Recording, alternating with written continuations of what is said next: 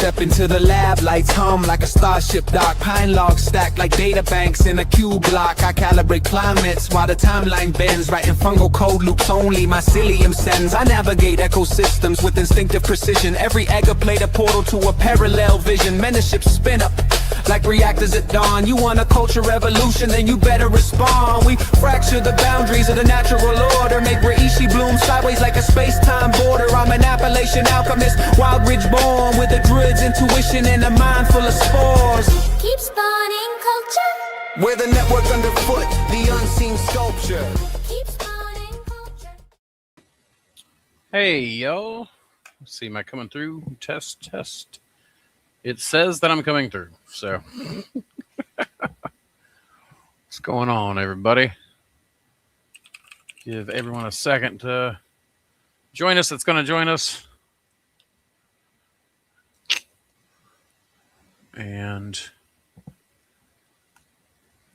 thank you. Thank you very much. It is good to have feedback.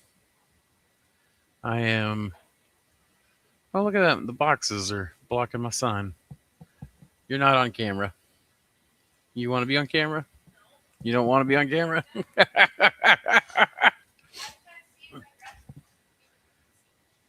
Well, nobody's going to know who you are if they only see part of you. It's fair. I understand not want to be on camera. For sure.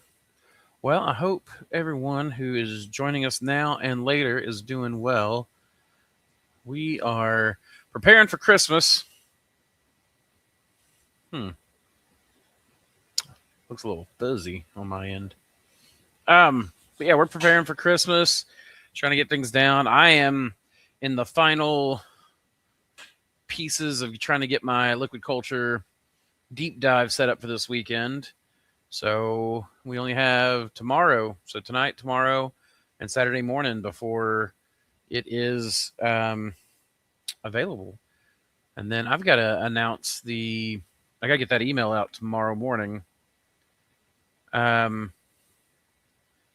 The extracts class, I think we're doing in February. We're doing another mushroom cultivation basics in January. We're doing the liquid culture deep dive in 2 days. And then I've got to schedule out the rest of the classes for the year, or at least a good portion of them. We're also going to, I think, starting January. So not the liquid culture deep dive. That's not included. But I think starting January, so the first of the year, we're going to offer a class pass for people. So that'll be kind of neat. I think at least. Where basically if you sign up for the whole year worth of classes, you can get all of them for, a lot cheaper. And I think on the months that we do the mushroom cultivation basics, we'll probably end up doing a second class, and we just won't do the mushroom cultivation basics every month.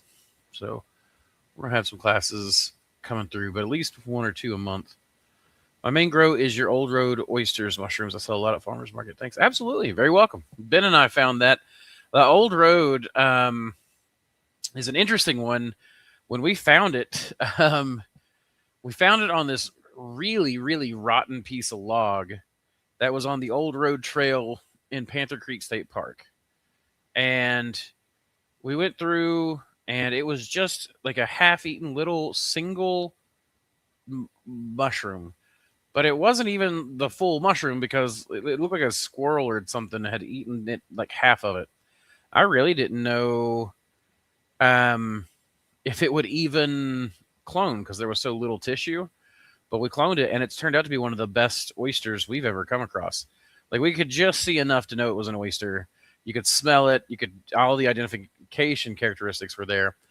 But that was pretty much it. Like, it was just like most of the cap had been nibbled on. And I'm quite positive. Like, it had tooth marks on it, so I'm quite positive it was a squirrel. But, I don't think very close to being called the squirrel eaten or the squirrel nibble oyster. I don't know. But it turned out to be one of the best ones. That Old Road and Mossy Creek oyster are 2 that I'm about to start crossing because they're so similar and they've got such good stems. One's got a lot better color to it and one's got a lot better flavor. And I want to mix those. 4238 says, is there an at-home way to test beta glucan amount for lion's mane? Well, 42, I don't actually know the answer to that question. I don't do a lot of beta glucan testing, but is there an at-home way to test for beta glucans?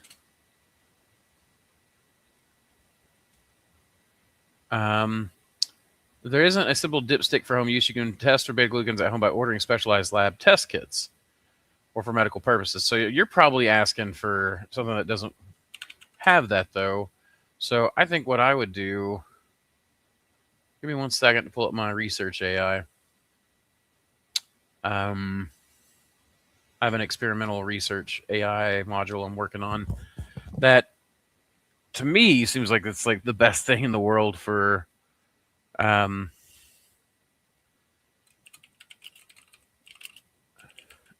on a second. It seems to me like the best use for AI is in research assistance. It definitely has a way of pointing you in the right direction. So what is doable at home is a crude polysaccharide precipitation ethanol test. This gives you a rough idea of total polysaccharide yield, not bee glucans specifically. Method: make a hot water extraction of your mushrooms, filter, add 3 volumes of 95% ethanol, let it sit overnight, and the white gelatinous precipitate equals crude polysaccharides. Usefulness: good for comparing relative yields across strains, fruit bodies versus mycelium, or extraction methods. Not useful for distinguishing alpha glucans versus beta glucans. There's also a KOH solubility test, beta favoring solubility. Beta glucans are soluble in alkaline solutions. Alpha glucans are not. Take dried powdered mushrooms, treat with one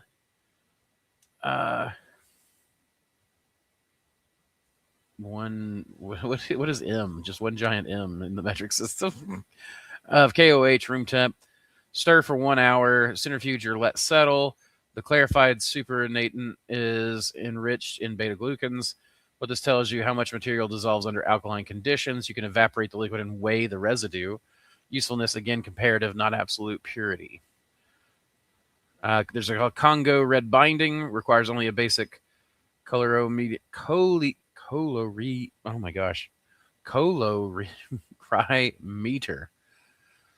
I've always been bad at pronouncing stuff.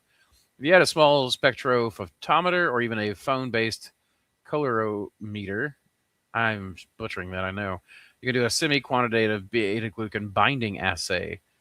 Congo red binds specifically to beta 1 and 3 linkages and changes absorbance. Okay, so it seems like there's a few ways that you can do some stuff. I've done some work with golden enoki extract.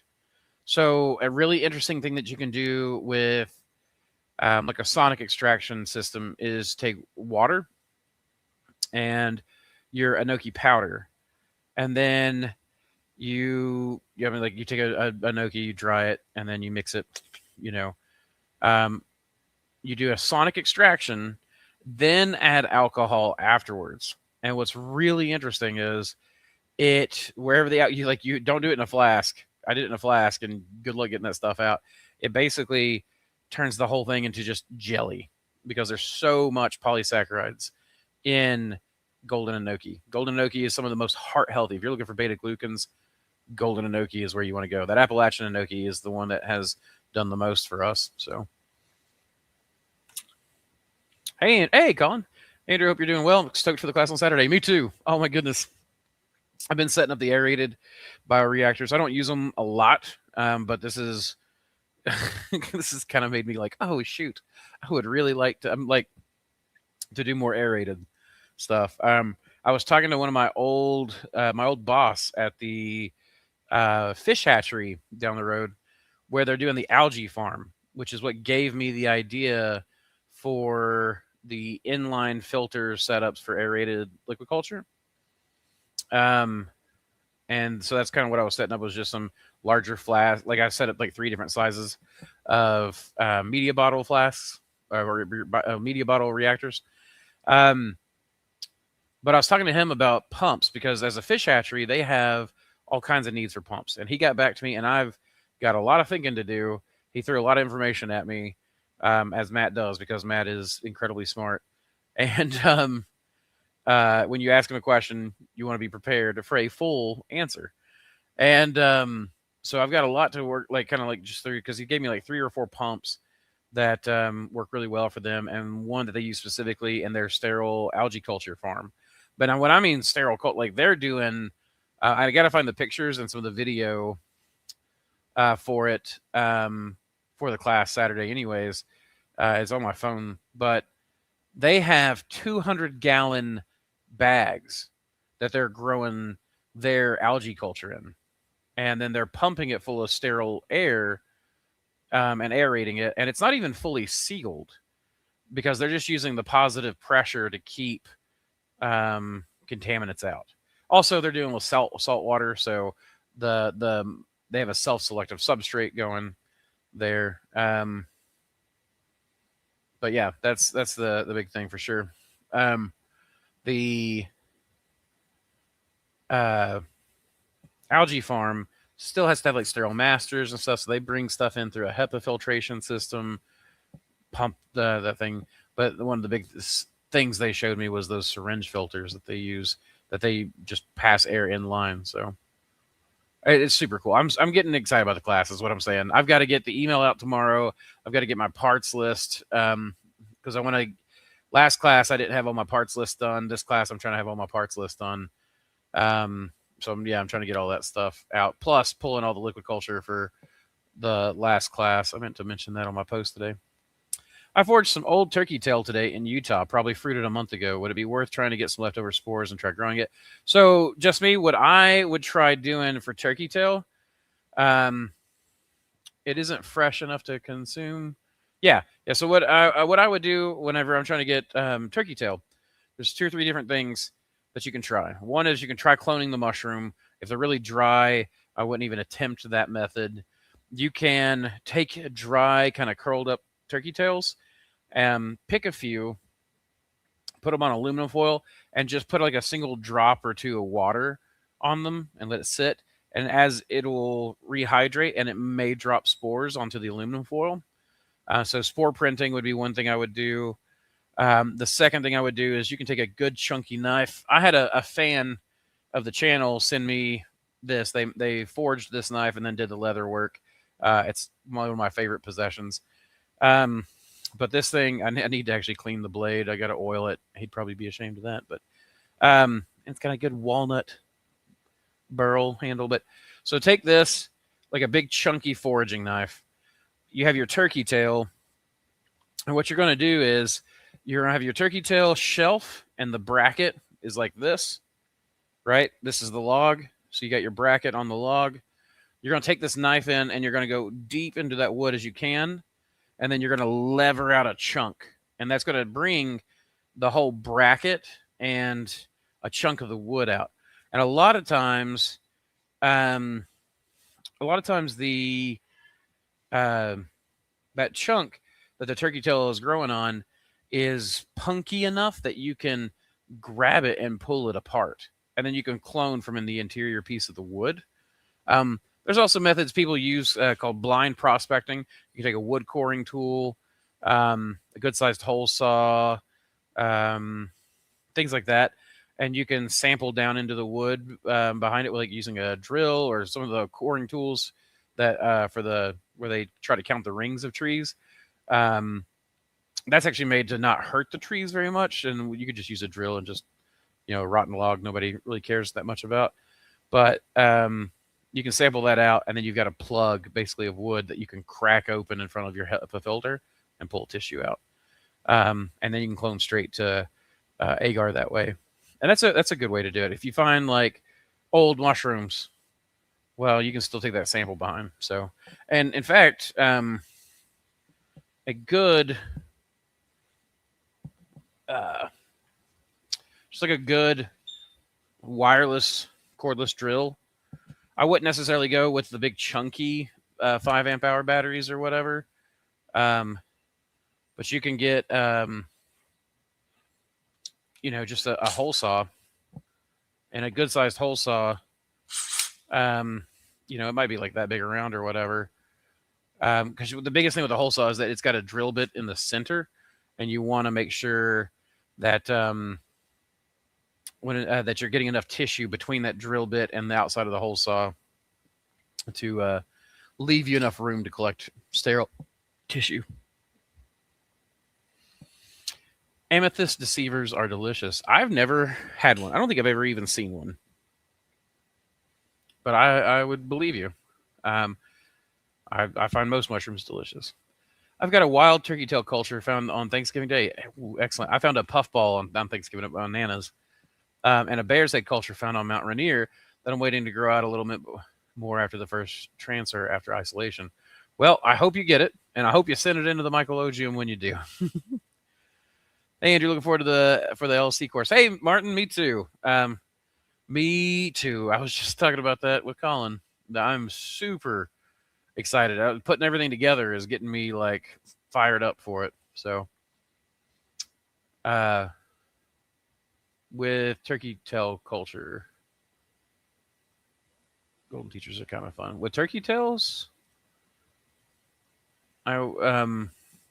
so I will say an interesting thing about turkey tails, as far as that goes, which I'm not really quite sure what you're meaning by those two together, but as far as turkey tail, I've had concentrate like a turkey tail decoction, and it gave me visuals, which is really strange. And I've had it happen to me 3 times with turkey tail.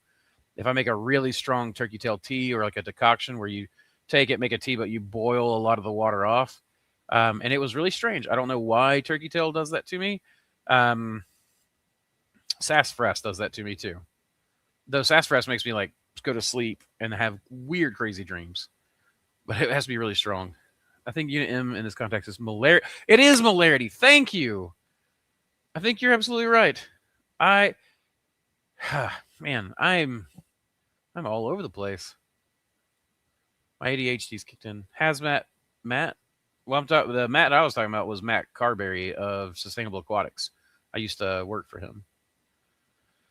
That's where actually I learned a lot of my breeding techniques and stuff. Not straight fish to mushrooms, but basically the way he does selection processes almost as like a guided evolution kind of thing. The bear's head is growing really slow compared to other clones I've taken from lion's mane and oysters taken from oysters I grew from croquettes. So that's actually not as uncommon as you might think. Hericiums are oftentimes really fast runners, but it's not the case. What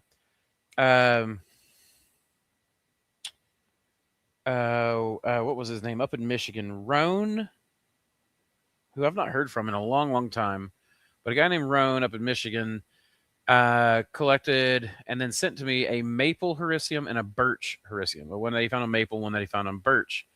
The maple one is one of the fastest growing Hericiums I've ever seen. The birch is one of the slowest growing strains I've ever seen. So you can see like there's just genetics. There could be some other stuff. If you've got some contaminants hitchhiking with it, it could slow it down. But you would typically see that in plate. You wouldn't just typically, it wouldn't be hitchhiking and not be visible while being hitchhiking in large enough numbers to slow it down. Typically, you would see it show itself. The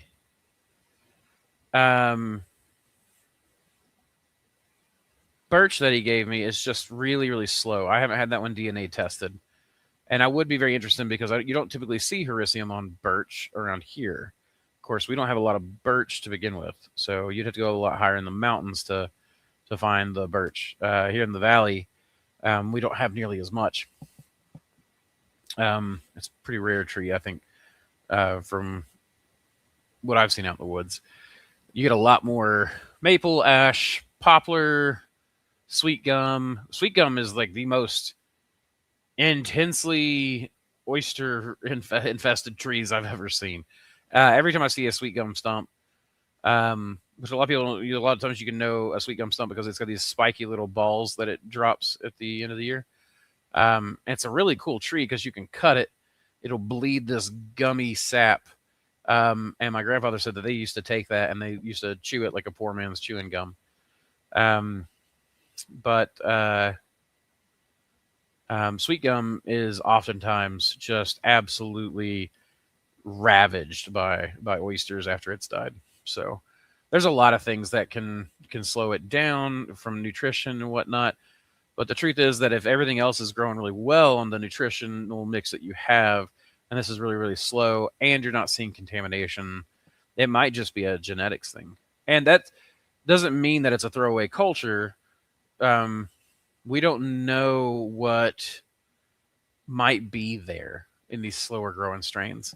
I actually wonder if some of these slower growing strains might be higher in certain medicinal compounds, active compounds, flavor profile, molecules, some of the volatiles that you collect in some of the extraction processes. So I don't know.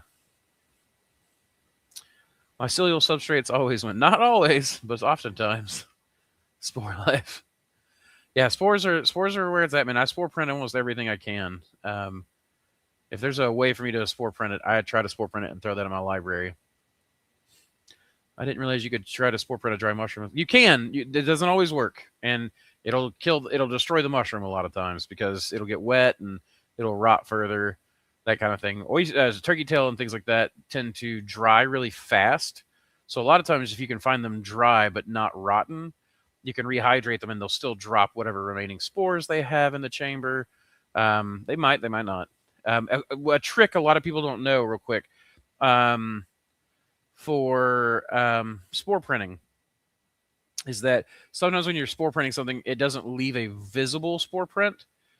There are ways to encourage things to be a little bit more visible, to drop more spores, that kind of thing. But let's say assuming you're doing everything perfectly, when you're spore printing, a lot of times you can put the mushroom. Every time I do it now, I put the mushroom on the aluminum foil, and then I take a Sharpie and I just draw a ring, or an outline like a crime scene of where that mushroom set when it was spore printing.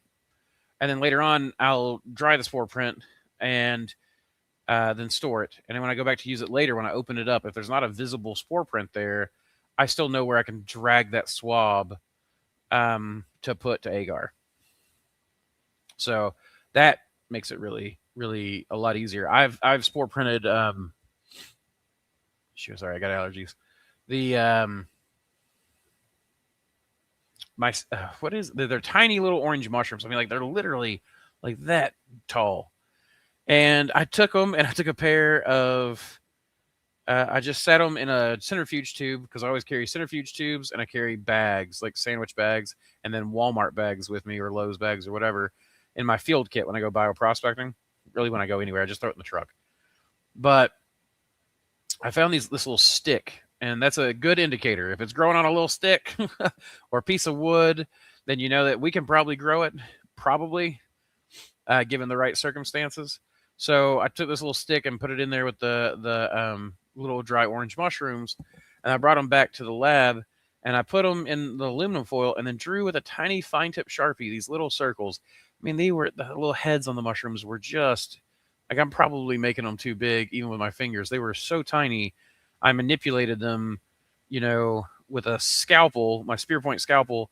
I cut the stipe off the stem, and then just speared the little caps, and then put them gill side down, and then drew on the aluminum foil with little notes off to the side, and then covered it up and let them drop spores. And they were not visible spore prints, but I was able to get the mycelium to grow by just taking a swab and throwing it, like just dragging it over one of those little circles. So you can spore print some crazy things. I would have never been able to clone that mushroom. That was so small. There was no way I would ever be able to clone that. But I was able to spore print it, and spore print is just as good usually. Yeah, spores are absolutely amazing, Charles. Agar, rye, coffee, there are options. So just remember when you're putting in messages that oftentimes I don't get to them immediately. So it helps me in the chat if you kind of maybe reference, like what we're talking about, because I'm trying to remember what agar rye coffee would be. Only got to be clean. Puffballs are delightful. Yeah, but and that's the thing is, the puffballs I found were growing on a sweet gum stump. It was actually the same sweet gum stump that I found the snow goose oyster on, and before that the N&G oyster. And so this sweet gum stump has had successive waves of mushrooms growing off of it. Now, the puffball growing on sweet gum, granted it's really rotten down, makes me think I might be able to take an oyster mushroom block, dry it out, crumble it up, and put it to rehydrate it, cook it, and then I might be able to put the puffball back to it, and then you might be able to grow puffballs on blocks in the grow room. I'd like to try that. There was a person, Fern. I don't remember Fern's last name. I think Fern was getting rid of their library in my Discord. I need to check in on that because I need to grab that for the Mycologium if they haven't already gotten rid of them. Oysters give no Fs. No, they do not. Oysters are they're brawlers. Oyster mushrooms are definitely the brawlers of the mushroom world. Want birch? Come to Finland. Yes, I believe you. I would love to come to Finland. Actually, so I've been in love with Finland ever since middle school, and I read a book on the Finnish trying to survive squeezed in between the Nazis and the Soviets, and then from there I don't know. There's a Finnish I guess an Instagram influencer or something like that that I like to watch, and he's freaking hilarious. There's a bunch of stuff like a sauna. Oh, the Finnish sauna. I can't even say it right the way you guys say it. I'm planning on sending the turkey tail and bear's head into the Mycologium. Are you still interested in bio? Yes, actually I am. I got sulfur tubs growing on my property that glow with UV. Sulfur tubs? What do you mean sulfur tubs? I'd be very, very interested in that. Ehor, what's up? Hey, Andrew, great to see how you feel. I'm feeling really well, actually. A little bummed because I burnt the elements out on the sauna, so there's no sauna tonight, unfortunately. But I am definitely feeling really good these days. Getting a little fat and sassy. I need to up my weightlifting routine. Bring it back. By the way, Colin, just to go back and before I forget, I am very interested in bioluminescent. I really want to run a selective breeding program on bioluminescent strains. I want to do a lot of crosses, and then I want to legitimately just sit down with a photometer and measure the glow and then breed the strains together that glow the hardest and just see if I can selectively breed for brighter and brighter bioluminescence. Like, what happens if the selective pressures of survival no longer matter? Can we push bioluminescence hard? And I think that would be super fun. Colin's with it now. This is something I'm really trying to do too, Charles, is that the Mycologium, the teaching, all this stuff allows me to contribute to the culture in a way that I haven't been able to do very well before.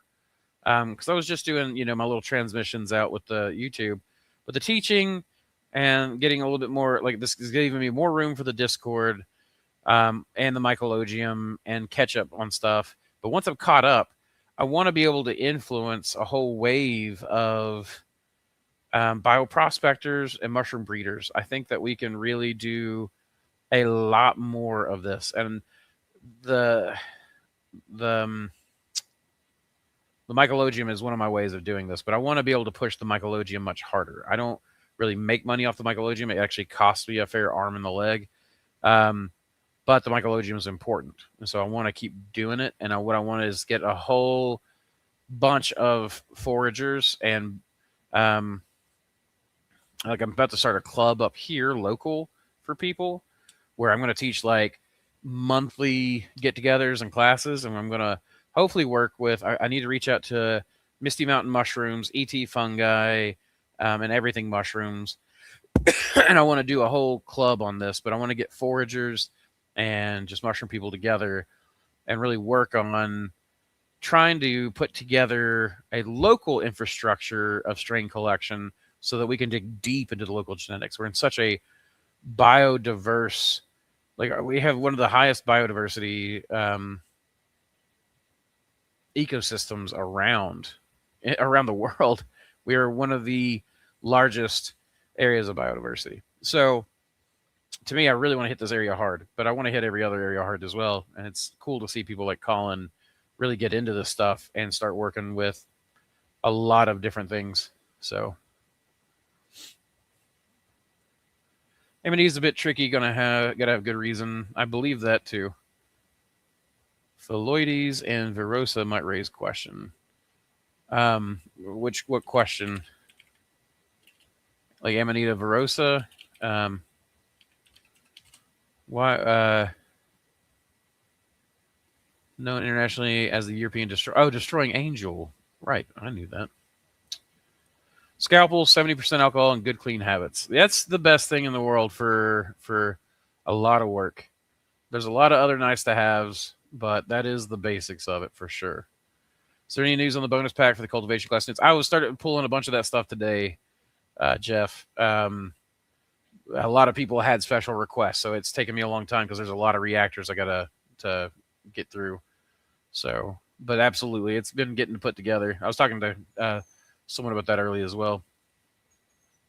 Actually, I just want to make sure I don't miss anything that you're saying, Charles. I want to make sure that, if you say something, if you take the time to say something, that I get to, that I'm actually able to get to it and reference, what you're referencing. And I agree. Yeah, oysters, like I said, they're the brawlers. Hericium question: why would it produce a large amount of exudate while pinning? So, is the exudate on the fruit, Martin, or is it on? Oh, it looks like you actually had more. Then it stops, but the base of the fruit body stays soggy with exudate. Okay, so but the base of the fruit body stays soggy. So is it turning black or dark? Is it an amber color? Well, tell me more about this exudate. Is it happening in the bag, like it's more metabolites in the bag? Or is it literally like exudate, like it's oozing from the mushroom? And can you tell, is it a foul, kind of darker, foamy kind of exudate? Just give me a little bit more information about it. Because if it's dark, that could be the Black Death, which is typically what I would associate with as some sort of underlying bacterial infection. And then the black darkness and the foaminess is from basically a peroxidase,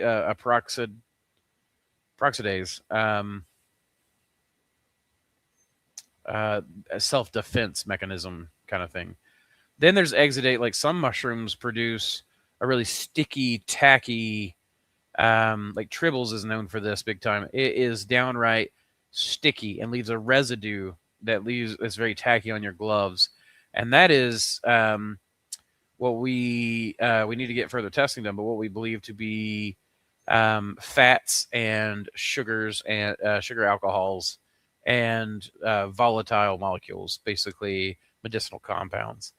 But that is also an exudate. There's one that we have, like the Tennessee Lion, that we're doing testing right now with, and I'm about to get to the strain tester network in a couple of months. But like the fruit will create an exudate that's almost like a milky color substance. So whereas the Tribbles is more of an amber substance and caramelizes. So we know it's some sort of sugars for the most part. Yes, squash between Nazis and communists was a bit tricky. I believe it, though. I remember that was one of the big times when it like hit me. I mean, I'm a big fan. I'm a big student of everything. Like I'm super curious about everything. But I grew up hearing stories about my ancestors fighting in the Battle of Kings Mountain, the Revolutionary War, the Civil War, that kind of stuff, when we fought against the Confederacy around this area, using guerrilla tactics and being irregulars, which my ancestors were supposedly to have done in Ireland and the border between Scotland and England, and Who knows even how much further back? We've been dirty fighters, I guess. And then I was reading this book on World War II in the Finnish, getting stuck between these two, being smaller and basically having to fight that way just to survive, which is, again, I liken that like, oh, this is the same stories kind of thing. But you guys used skis and stuff, right? Like that was the idea. As I remember reading this story about this guy coming down the mountain skiing and then hitting I think it was a Nazi camp. And then like was like, oh shoot, this isn't my friends. Here's a bunch of grenades. I'm just gonna keep skiing through your camp now. And I was just like, I love that. The audacity, right? The straight up audacity of that. Your project Mycologium, could you tell me a bit more about which preservation format have you chosen for your strains? Agar, liquid culture, cryo. So we do agar and liquid culture and Castellani method, but we don't do cryo right now. Cryo is expensive. It would be great to do it, but I don't have a cryo system set up, and I don't have. Eventually, I'm going to get there, but for now, I've not had any problem preserving cultures for years in agar. So right now it's just an agar. As I grow, I'll eventually get the cryo system down. Who knows? Maybe one day I'll have a house with a basement laboratory with a cryo system in my home.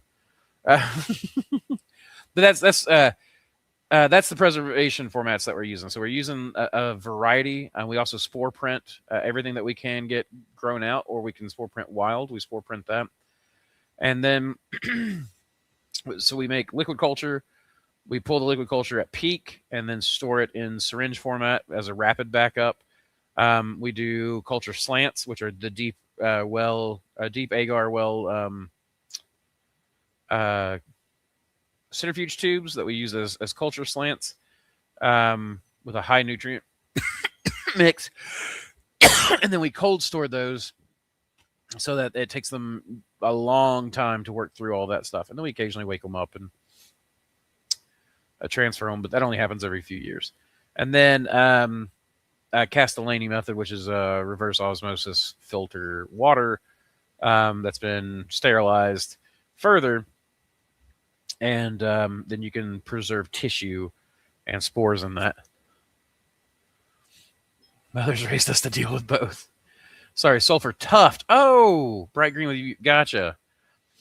I understand now. This is sulfur tubs. I was like, what is he doing with tubs of sulfur? Like, what in the world is going on? A rumpant culture?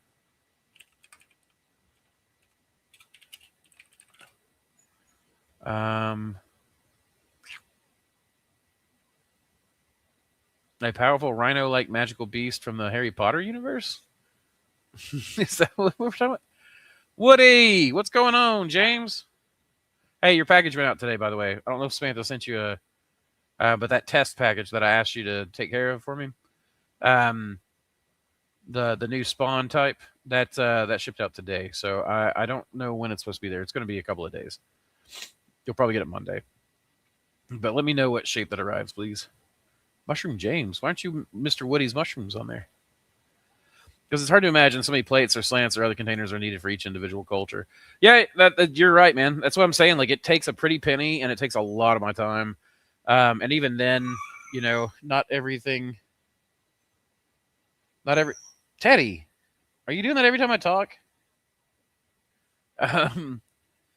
It takes a lot of time. It takes a lot of work to run the Mycologium. But it's my passion project, and I've actually got a system down now that cuts out a lot of the labor and the work. But there are things that slip through the cracks because of how much there is. So the biggest thing is to get it into culture. Then we work on the slants. Then we get into the other preservation methods. And again, spore printing can be one of the easiest ones to get us work with. And then we occasionally send off samples to the Ohio Mushroom Biodiversity Lab, but I haven't sent any off in a little while because I am behind. So, and of course, we focus on our economically important mushrooms, so things that we know are economically important to people, like oysters, lion's mane, hen of the woods, chicken of the woods. I've got maybe a dozen hen of the woods strains right now that have been sent in that I need to get put back. But yeah, we've got something like 600 cultures. There's more than that, but I don't remember by how much. Samantha did a count fairly recently, but it was just like, I'm It's a lot. It's a lot of work. So, um, that's yeah, you're absolutely right. It's one of the reasons why we do a variety of backup methods. I was teaching that in the mushroom cultivation class we did this last time, but I was showing kind of how we do rapid backups from liquid culture, how we do the slants, and you can get things going pretty quick. And it is like the most important thing is getting it to agar, getting it clean, getting it to slant, and then it can go in the fridge for a few years. That's the most important trek. Everything else is just superfluous. Excuse me, nice to haves. I should not have eaten all that. I ate some new Korean beef jerky. Boy, that's a stomach rumbler. They're lovely boys doing great work. Well, I hope that nice to meet you too, Charles. I hope I'm a lovely boy. They aren't edible. Paul Stevens recently made a video with another choice edible in the same genus. Can you breed an edible and non-edible together if they're related to each other? Well, if they're if they're in the same genus like that, maybe. That's a tricky question. It's going to depend. So, like oysters will breed readily together. Ish. They'll hybridize, is what you're talking about there. They'll hybridize, but oysters work with the same. What is it called? It's mating alleles.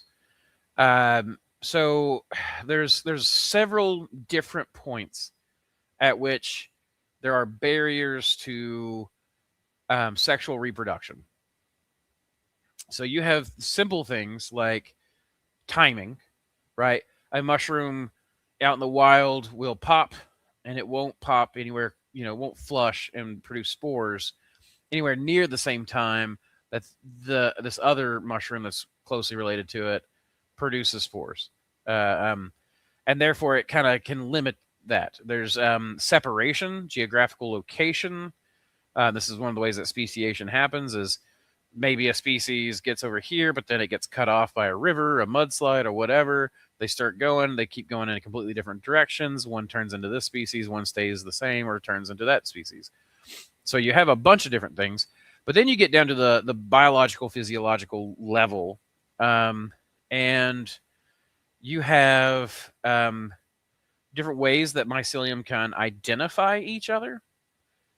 And if they get past that step, they'll like identify each other, go nope, and they'll build walls between each other. Then, so basically, you have a hyphal thread going this way, and another one comes here, and it basically cuts a hole in this one.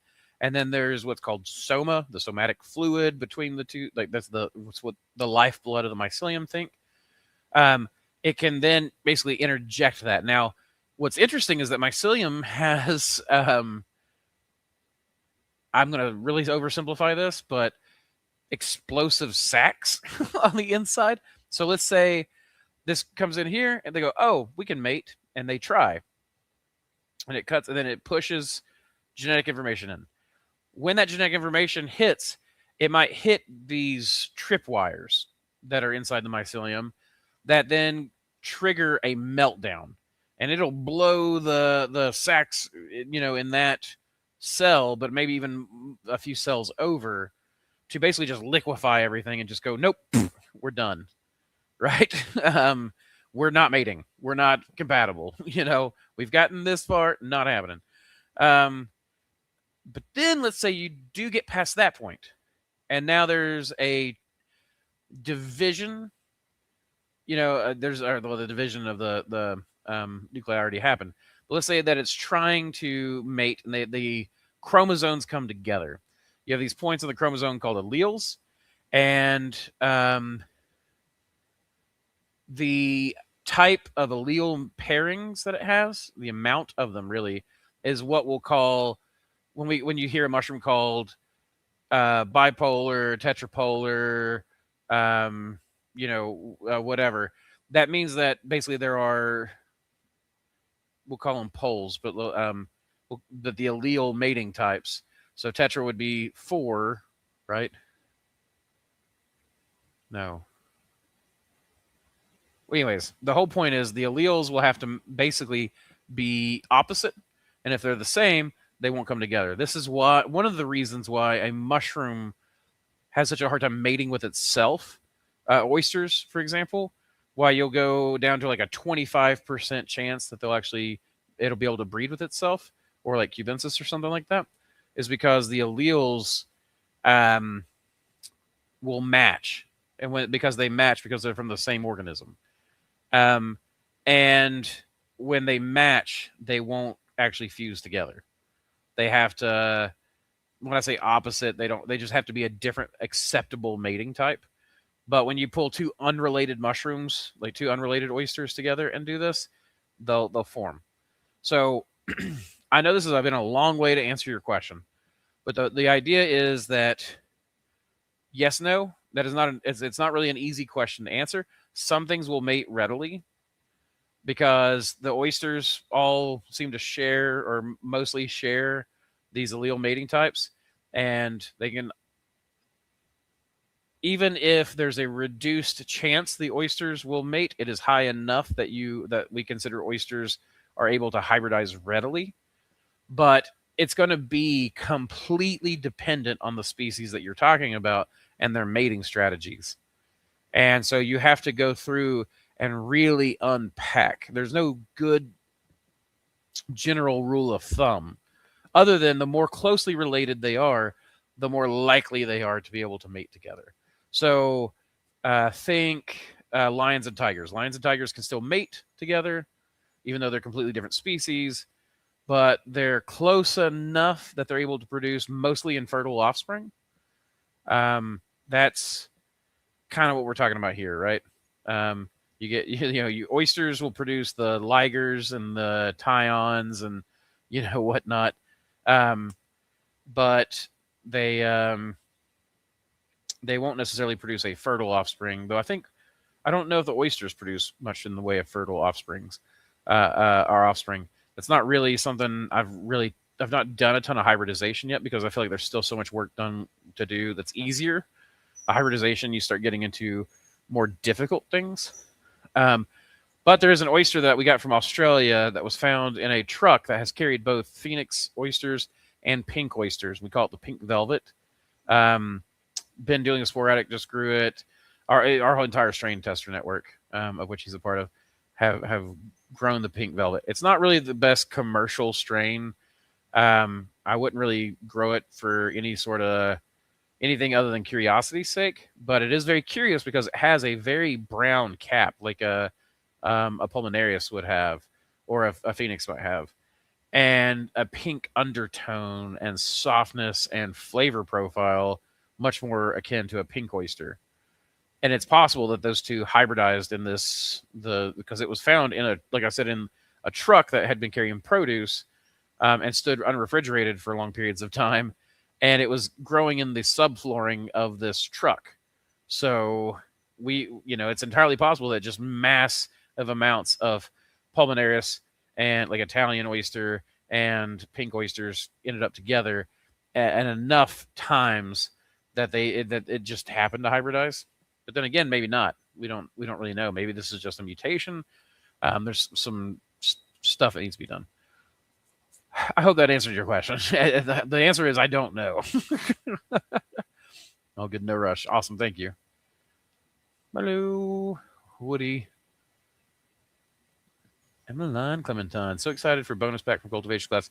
Yeah, I'm sorry it's taking me so long to get those pulled, guys. I am forever taking on projects and I'm forever behind. So what I need to find someone who is capable of doing all the liquid culture fulfillment. So basically, like, I sell the stuff and then I send them the invoices and the postage and they ship it out and just keep up with it. Same, it's a G. He is one of the old G's, man. You've got a lot of mushroom OGs, actually. We stand on, for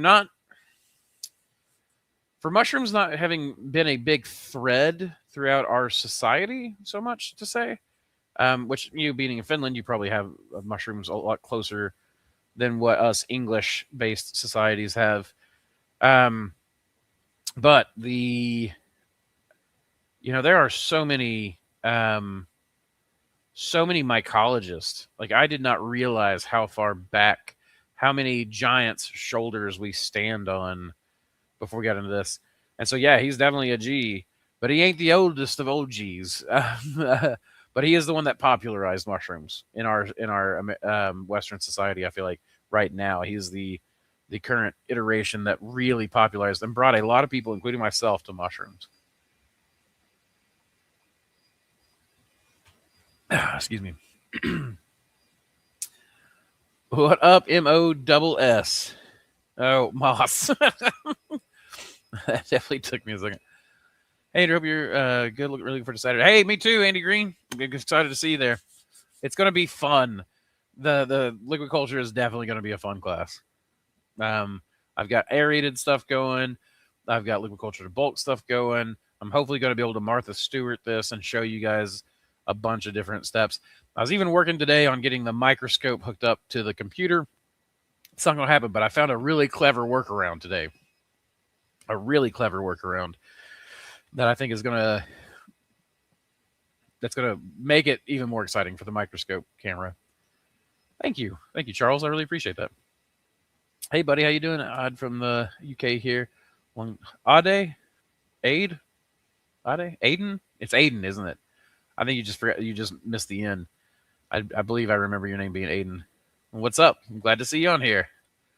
What is a good kit for bioprospecting? I want to start contributing to the mycologium. We're here in the season in North California. Man, we are not in the season. Okay, so the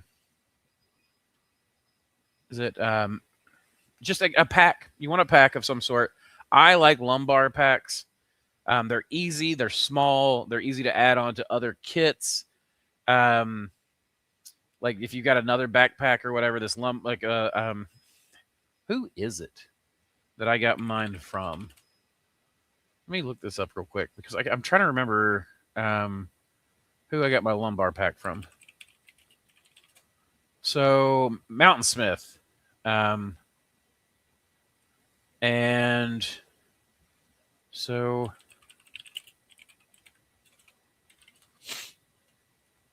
me.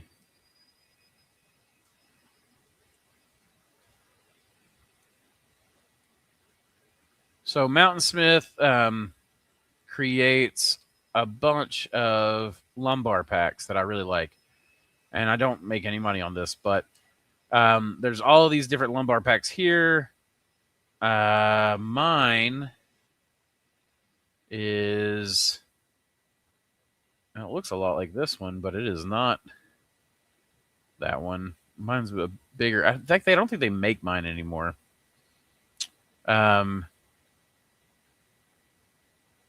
Maybe it was the day.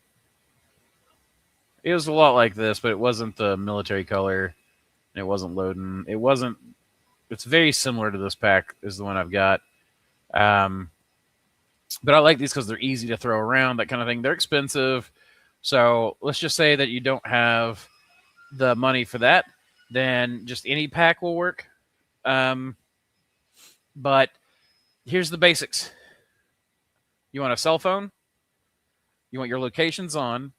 You want to take 3 photos of every mushroom. You want to take of the mushroom from the side, from the top, from the underside. Another nice to have is take a step back and take a photo of the mushroom and its environment. You want that your location's on so that you GPS tag it. So that's, boom, right there. The cell phone handles your imaging, your GPS tagging, and your ability to just share that stuff really quickly, your communications. Then you can upload that to iNaturalist. When you get back to Wi-Fi, upload it to iNaturalist, and that gives you an iNaturalist setting, which a number listing. There we go.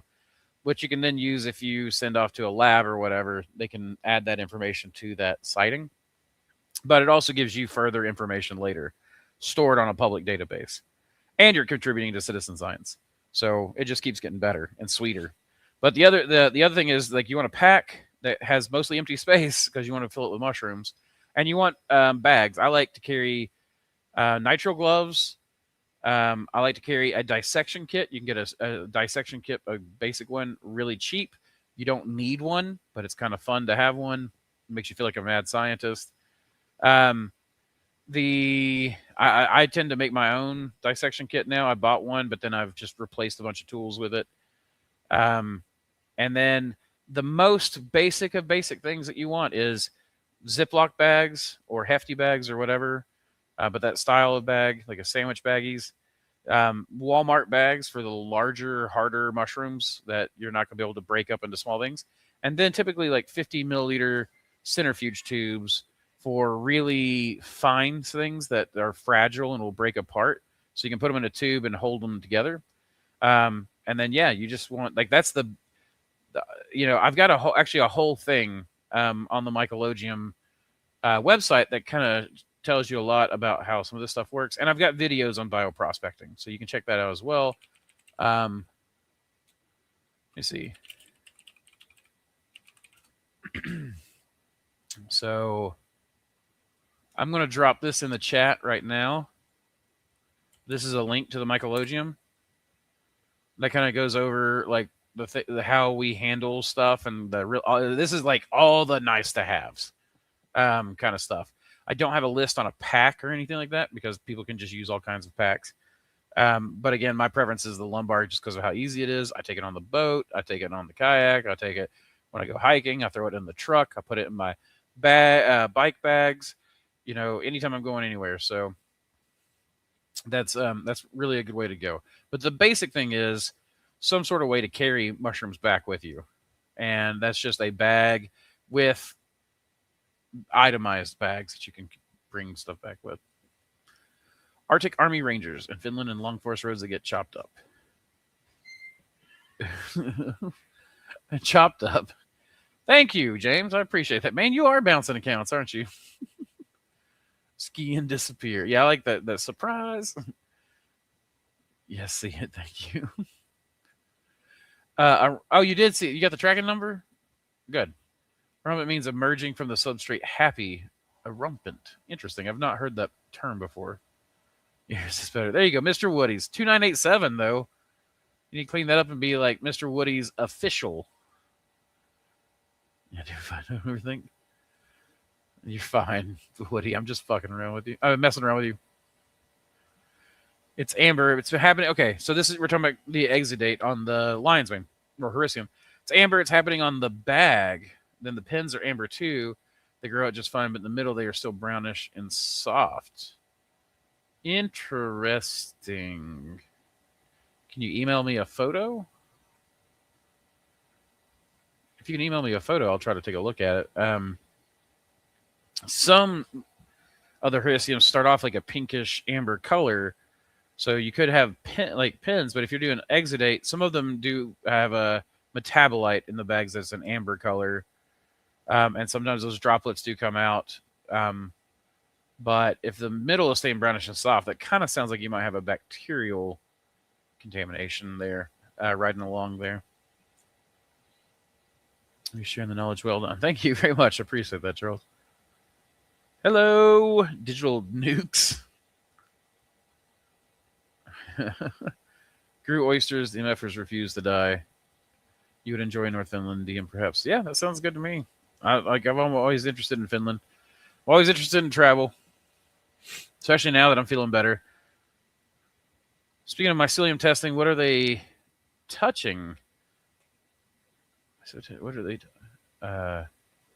Just to say that determine plant root can excrete enzymes, hormones that disable mycelium ability to identify, causing the mycelium to grow into the root. Think mycorrhizae. Interesting. That does I'm going to have to look up that study. The idea. Definitely, I've been thinking a lot more about mushrooms going, producing the enzymes and things like that. But yeah, it makes sense that plants are going to have just as many enzymes to affect mushrooms as the other way around. And there's probably mushrooms that want to become symbiotes and plants that want to become symbiotes. And they have all kinds of ways of tricking each other into that symbiosis. Kind of like we humans do. It does get complex. Symbiosis can be very complex. Trigger over travelers and rails. Well, yeah, that's absolutely true. The symbiosis is very complicated, especially when you get into those species that require it. Conifer tuft is the edible related to the sulfur tuft. Both are high philoma. Interesting. So I don't know how closely related those two are. I'm thinking in my head, and I'm not really. I don't have a lot of familiarity with either one of those. Um, Actually, I don't really have much familiarity with either of those. So that would be something I'd have to read on and research because I just don't know. Spores. I've started making many high quality prints, but most information from books and AI claims that their viability is very low, around 2 to 5 years without refrigeration.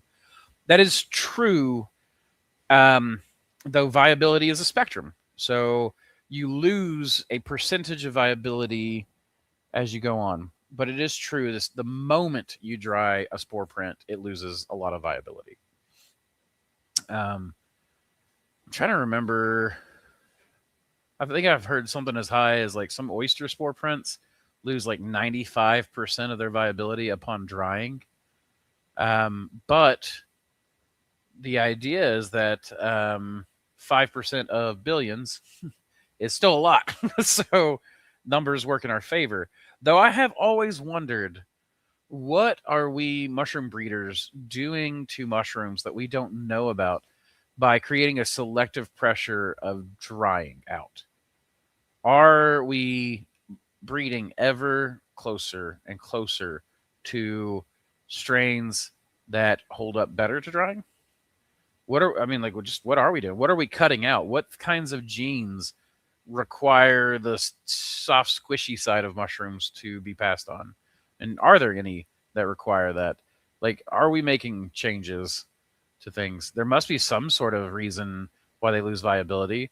So, spores that have thicker chitin shells, basically, do they do better at drying out? And if that's the case, then maybe we are selectively breeding for mushrooms that produce spores with thicker and thicker chitinous layers. What's up, buddy? What are you making? You're making spawn bags. What kind of spawn bags are you making? So just the foot pedal hit? So sawdust and oats? Or are you doing oats, water? That's perfectly fine. I meant to tell you to run the sawdust and oats, but since you've already started on just the regular oat bags, just finish that out, and we'll run again the super spawn. Thank you. But yeah, I've wondered like what we're doing with that selective pressure, because that is indeed a selective pressure. So, and AI is not wrong about that, but it is not. Like I said, it's a spectrum. So some spores the longer they stay dried out, you will lose more and more. But when you have a lot, you're still keeping up with you still have a lot of viable tissue to work with.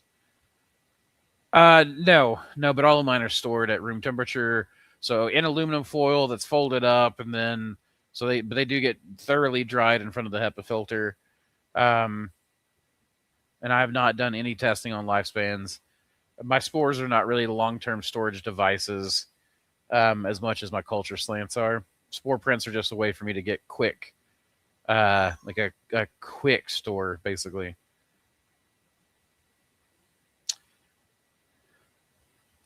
Adrian, not Aiden. My bad. I was so close. I knew it had an A and an N. I have some extra grain to grain spawn that needs to get used up. Can I expand that into more grain spawn and still get real yields? Or is that expanding too much? That's definitely not expanding too much. But your reliable yields or not is going to depend entirely on how clean everything is. You can go a few generations out on your grain to grain. But, and it's like, it kind of depends. Did you already take it out a long ways? And this is like 5th or 6th generation? Is this just like you expanded it one time? If you have underlying contaminants that because they basically, any contaminant you have builds a number every time you go to a new generation, and then you want to reset back to a point that's much cleaner. So in the short term, it's going to depend on how clean your technique is and how clean your substrate is and your processes. The other side of it is, though, that you don't want to go like generation after generation forever. You know, I would stop just a few generations in. Usually, you don't need to go more than a few before you have a lot of extra spawn. So you can get very overwhelmed by producing too much spawn for sure. Come to Finland, I will feed you mushrooms most books will tell you are poison. I don't know that I want you to do that. Just a question of cooking. I don't know, man. Our season goes on for months now. My summer is over 100 degrees Fahrenheit. Season ends in May, begins again in December. That sounds a lot like Florida. Like in Florida, the summer is so hot that like April seems to be like really good mushroom season down there. Fixed it. There you go. Though I still think that you should do official. You have a fine stream. Thank you, Charles. I appreciate that. I grow on sterile rice and rye. Works well. I've not tried rice and rye comboed, but I've done sawdust and rice, and I've done sawdust and rye before. But we don't do a lot of rye grain. Rye is for whiskey. What's up, Myco Nerd? Good to see you too. Not sure humanity isn't a host for mycelial substrate. It could be, and there's a lot of people making that case. A lot of people making that case. Yes, I'll email you a photo. It's weird because the second and third flushes are clean. That's actually not that unusual for a bacterial contaminant. So, like, let's say you have oysters and you have a bacterial blotch. That bacterial blotch may destroy the pins on your the first flush of mushrooms or whatnot. And the earlier you can get to it and pick all those pins and bacterially contaminated mushrooms off that block and just completely reset it, then a lot of times your second flushes will come in perfectly clean. That's not an uncommon thing at all. I don't really understand all the processes behind that, like why that works so well, but that is just an absolute piece of workable knowledge that they absolutely will oftentimes fruit just fine on the second flush. Excuse me. Kind of like, you know, a lot of people throw away blocks as soon as they see any green in it. I don't. Fruiting blocks that I see that have scattered trichoderma or penicillin in it, as long as I see healthy mycelium too, I'll stop and wait and see what happens. And a lot of times that mycelium will overtake the mold and will just grow either huge sections or completely consume the block and its mold, its contaminants, and then will fruit just fine. It may slow the blocks down by a week or two or something like that, but a lot of times you can fruit them just fine. The mycelium goes through. It's like it consumes all the mold, eats all the bacteria, etc., etc. So, what's up, Squanchy? Boy, someone's got a big purr on right now. Big purr. Someone's got big purrs going. I almost don't want to go to the next comment because it might disturb you. You're being so nice. May all your flushes be lovely, your tears, and your season be bright. Okay, now official Mr. Woody Mushrooms. Dude, you don't have to do it the way I say it. You're very welcome. I hope whatever I said helps you. I don't remember. What was it earlier? Oh, the extra grain to grain. Gotcha. All right, cool. Let me take a real quick break. We're going to listen to a word from our sponsor, and then I'll be right back. Speaking of the mycologium, imagine a world where the most unique, rare, and powerful mushroom strains are preserved, studied, and shared with growers like you. That's exactly what we're building with the mycologium, a living archive of fungal biodiversity, sourced from the wild, expanded in the lab, and made available for researchers, growers, and curious minds alike. But here's the best part. You can be a part of it. If you're a bioprospector, a forager, or just someone who loves finding cool mushrooms in the wild, you can send in your samples. If you send me in a wild mushroom and I can successfully clone it, I'll send you back a cleaned up culture of it. If you send me a culture that you've already cleaned up yourself, I'll send you one for our library, ready to grow, experiment with, or add to your collection. That's right. Culture for culture. You help expand the library, and you get something amazing in return. The goal? To preserve fungal diversity, to give people access to new genetics, and maybe, just maybe, to discover something truly groundbreaking. So if you've got an interesting mushroom, a rare find, or a strain that deserves a place in the archives, send it in. Let's build something incredible together. The Mycologium, preserving fungal biodiversity, one culture at a time. Want to learn more? Hit us up, shoot us a message, and let's keep spawning culture, y'all.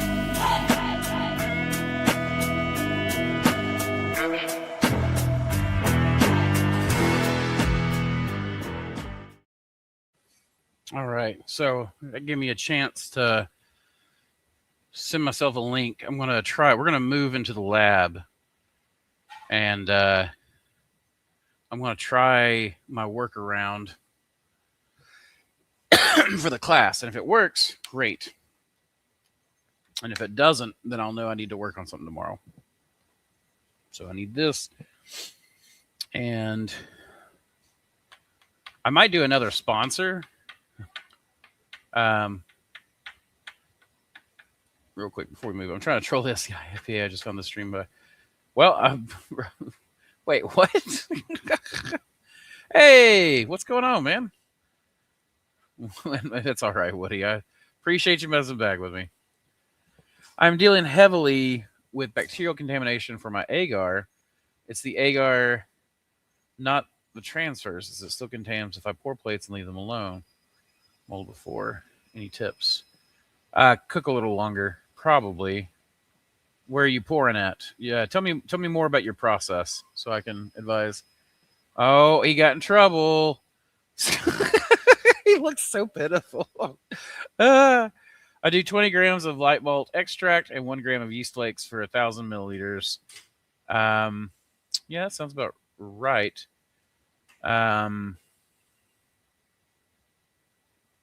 I'd probably go a little lower on the yeast flakes, but that's not a crazy amount, so you're fine.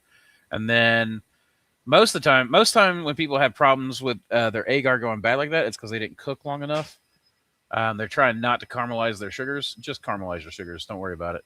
You're growing white rot fungi. They're going to love the caramelized sugars. So cook a little longer.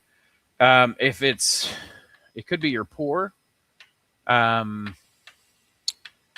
So, how are you pouring and where are you pouring? Are you pouring in front of a flow hood? And do you have any clean plates where you can test the airflow of your flow hood? I know you study very thoroughly mycelial nutrition and various ingredients. It keeps Woody says, hi, Sam. She went like this. She's trying to get, not Venture, Teddy to come back in. Give useful advice for king oyster. I started using root enzymes. I started using the root and stems of Hericium planum as one of the ingredients. Hericium planum. What is planum?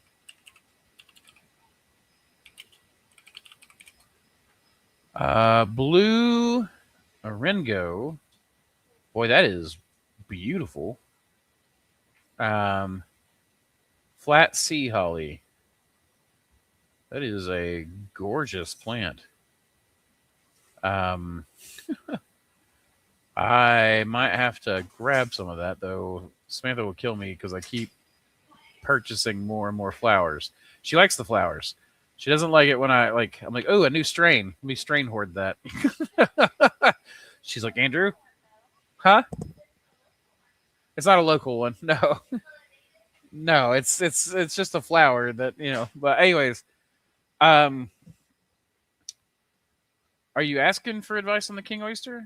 That is interesting, that Hericium planum, because Pleurotus orangi, right? I mean, seems a little interesting.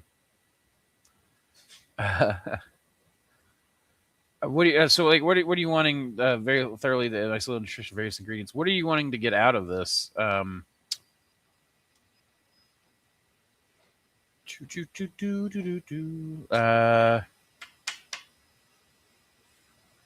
Where's my...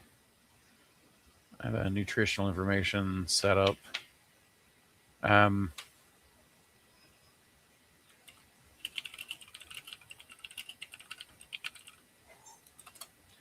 right.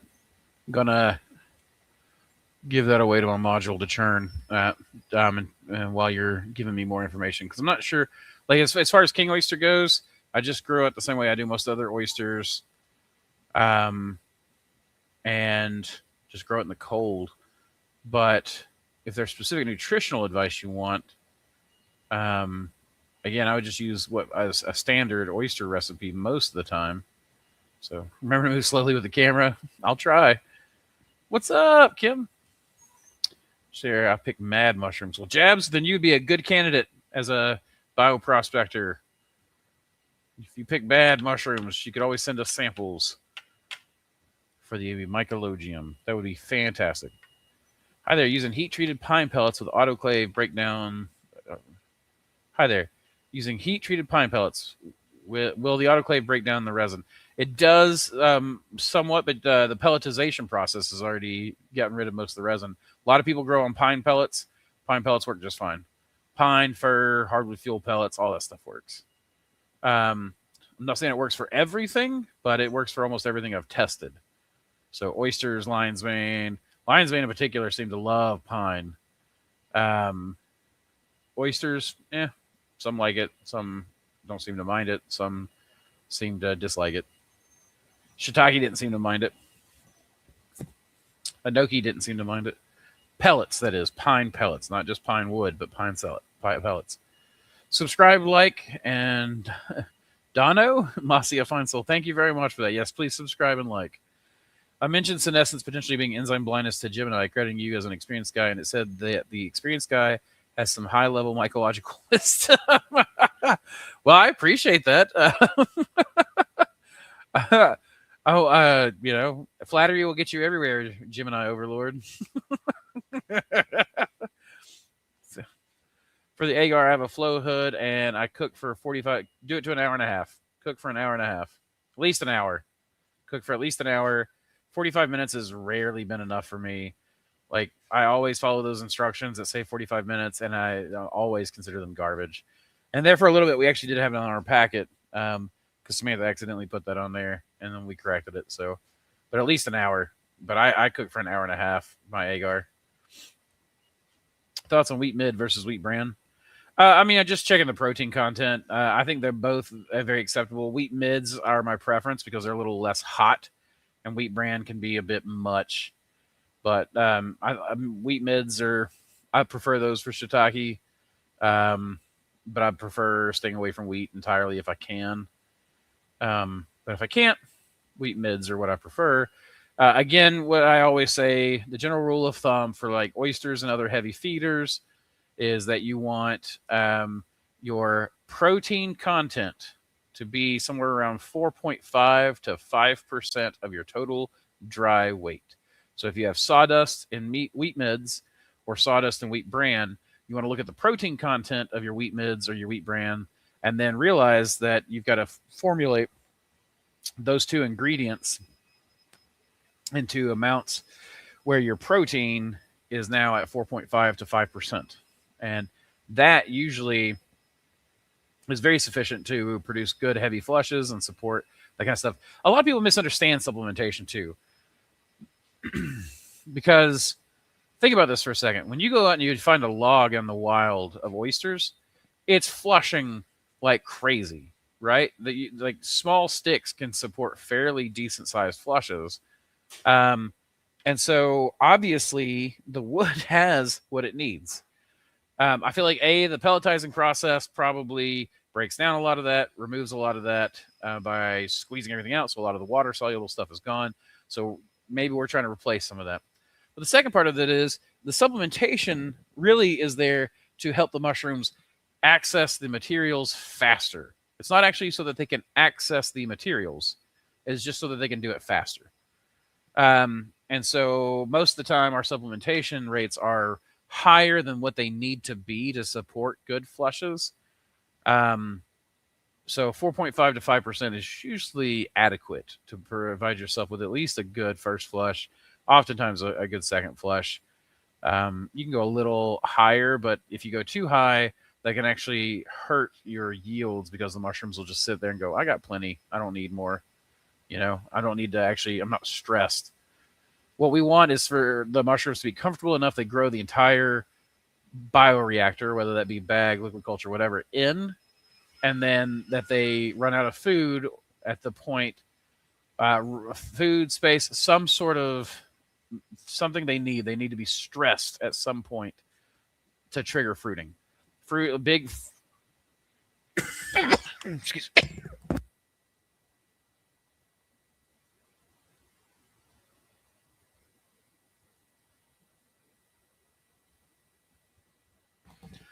Samantha's like stress trigger coughing. The you want it to be stressed enough that it fruits. The big flushes that we see are stress responses a lot of times. The oh no, I may never get a chance to do this again reaction. That's what we're going for. The going out of business sale. Mushroom menopause. Samantha was choked on her food. This mushroom species naturally grows on the remains of this plant. Really? I didn't know that. So I don't know much about wild orangi. We don't have it here in the States that I know of.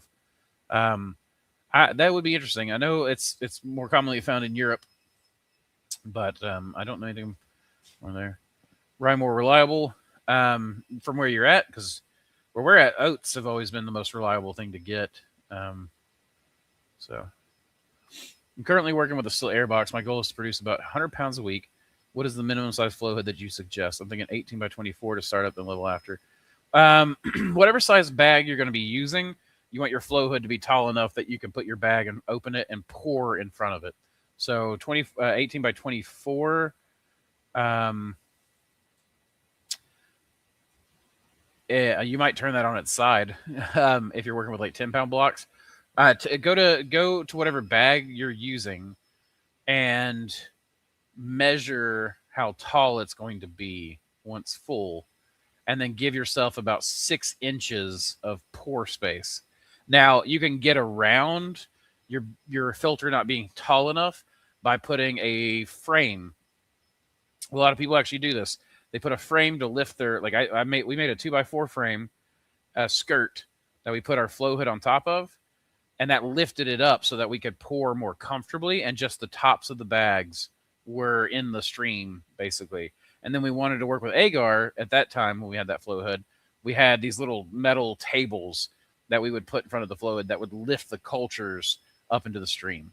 But you could just take it off the stand and, put it up and down if you wanted to, if you've got a small enough hood. What I would do is look at Man-O-War or call or email Ben over at Man-O-War Manufacturing or Innovations. And hey, that's cool. Oh my gosh, here we go. We got these are the new biopsy tests we're about to do.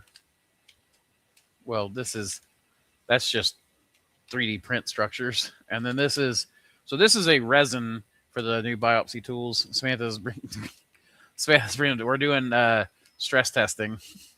She's my Vanna White, my hidden Vanna White. Oh, I actually got you that time. I'm sorry. And then these are a filament printed biopsy tool. And both of these are supposed to be autoclavable thermoplastics. So it's going to be neat. Samantha's about to do some stress testing on the cooks, which will be in there while she's putting stuff together.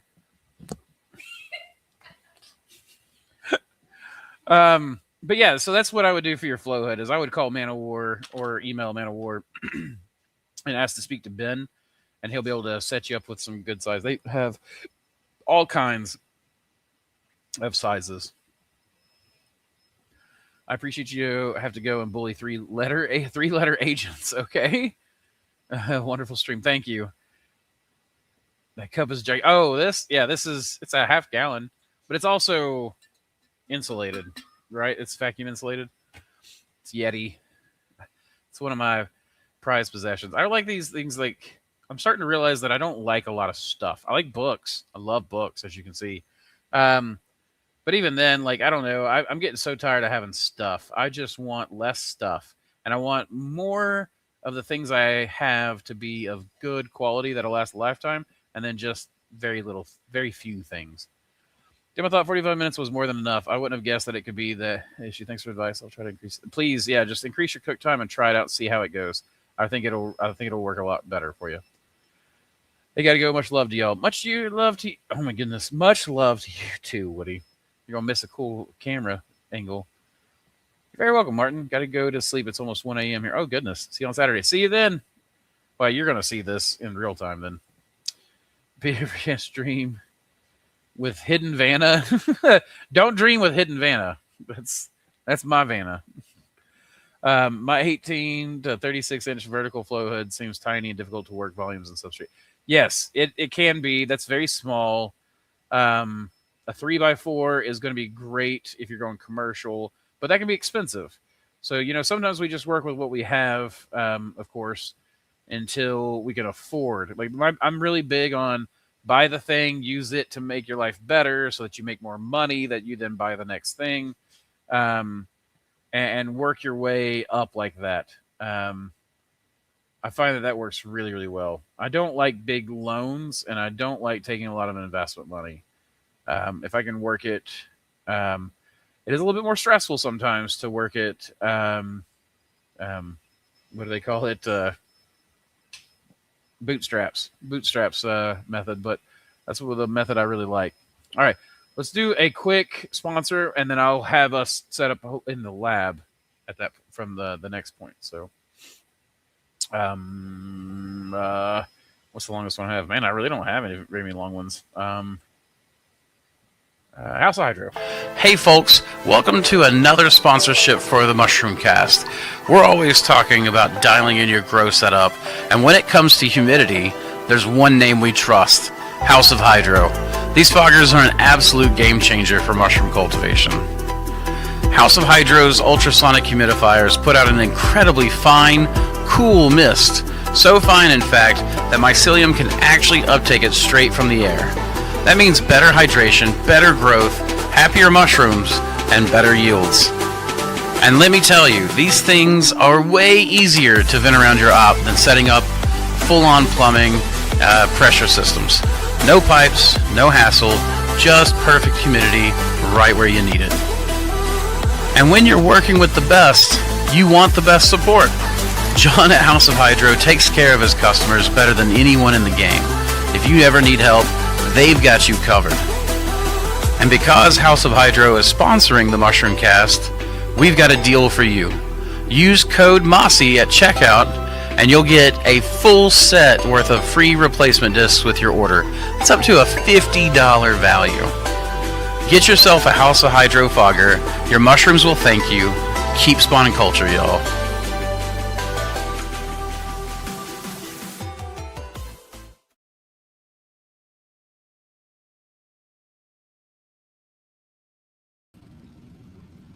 All right, I need to grab a couple things, so give me a second.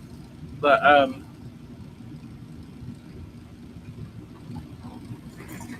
there, you can have a view of the lab until I'm back.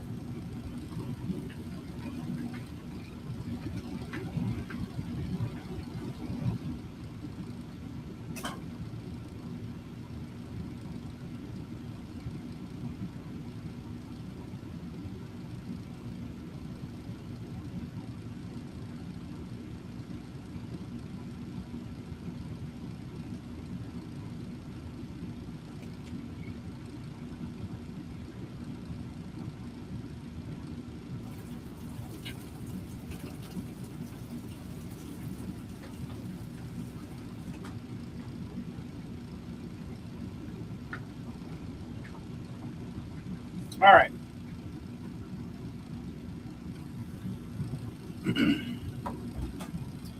I want to lift you all up higher so that we can all see a couple of things. This happens in the class a lot too, where I'm going to set things up. All right, we're going to put you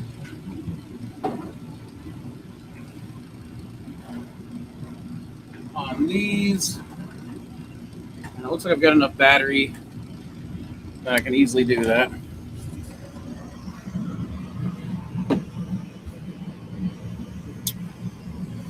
All right, so I have my microscope and the TV. I was hoping to be able to show you guys the live feed from the microscope.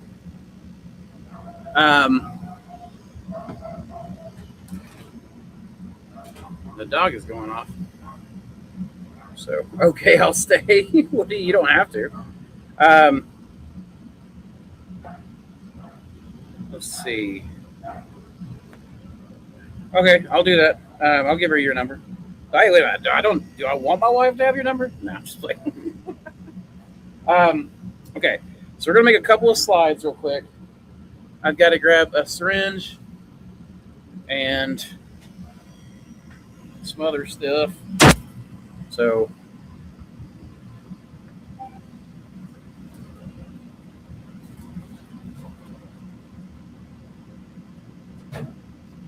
we do a lot of scanning of our liquid culture through the microscope.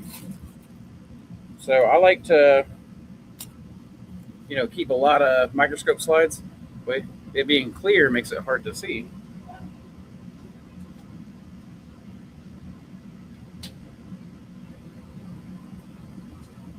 Then I always have a couple of extra test syringes laying about. So we've got this one.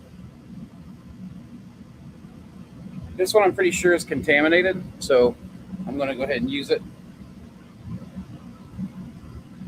And in the class, I have close-up angles of all this stuff.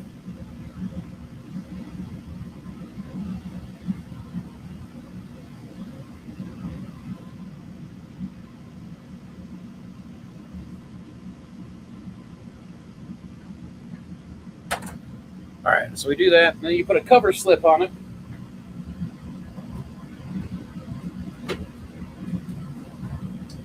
Cover slips usually come in like a little box like this, just little glass pieces.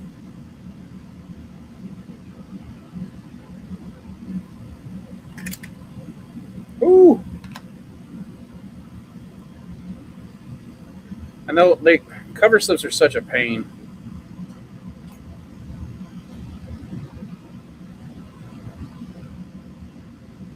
I don't see anything happening in the front office camera. I wonder why Teddy was going off like that. Other than that's the way Teddy is. So cover slip. You can see I've smudged it with my fingers because I'm not wearing gloves. You got a little droplet of fluid on here. And you just smash it.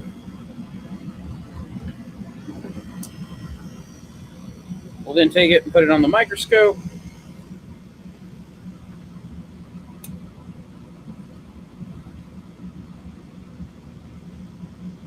And then I just have to adjust it. Now, what we want to see is this right here.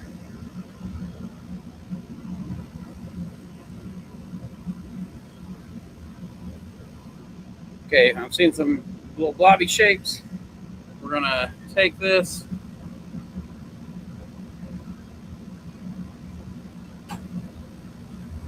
So we get it in focus. I'm using the fine adjustment wheel. And there you go. There's a piece of mycelium. Right? A little piece of mycelium just off by itself.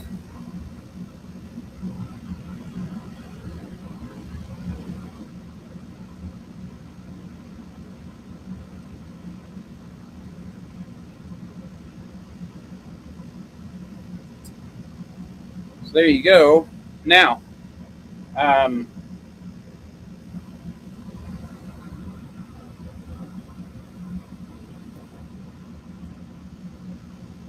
one thing I forgot here too.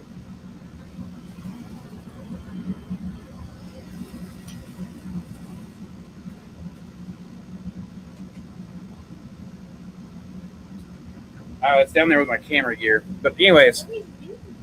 with what? You want me to get something? With what? No, I was trying to find my remote for the camera. Oh. Oh. And I think that I put it on the camera cart. So, but I'm not going to ask you. There's so many wires on that. There's no way you'd find it. So, anyways, what we do a lot of times, so that we find some mycelium, we go in through. This will be something I'm doing in the class, like I said. But I wanted to test the camera here.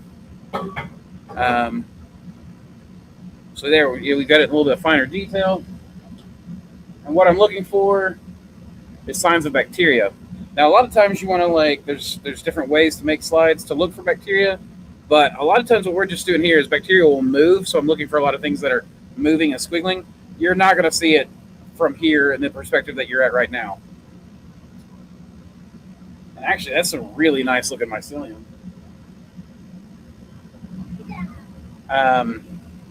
Right? It's almost like I'm good at what I do.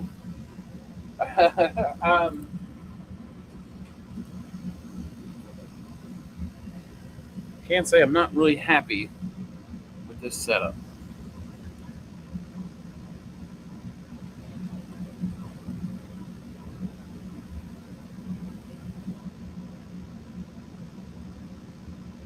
All right, now one of the reasons why I use like a remote to work the DSLR is because my hand will actually, you see how it's just even the tiniest little adjustment.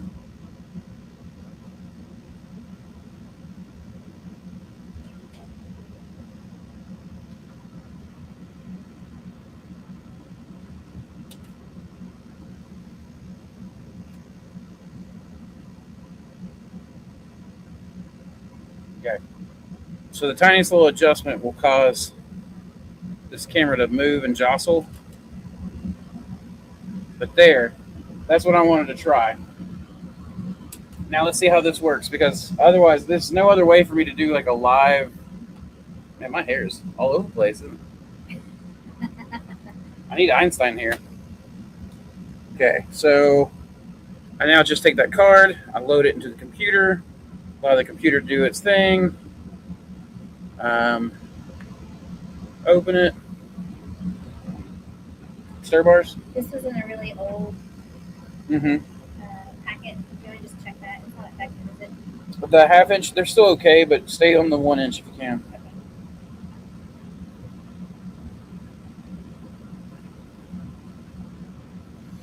All right, so what we're going to do is I'm going to scroll down until I found that last image that I just took.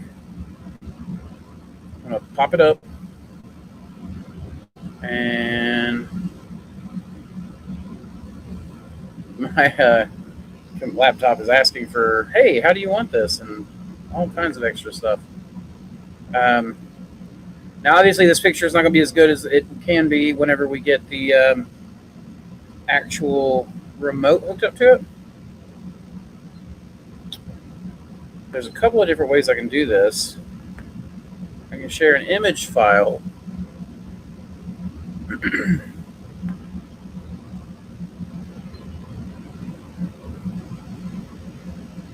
Or I can share screen. Image file is going to be the easiest way.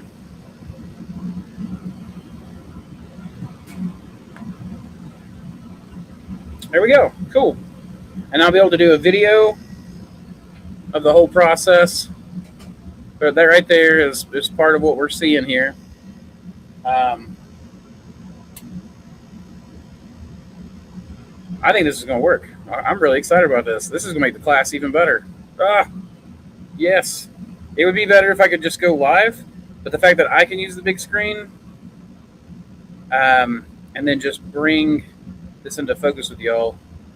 And in fact, I think I'm going to build off a little platform here tomorrow so that you guys aren't seeing my head in the way.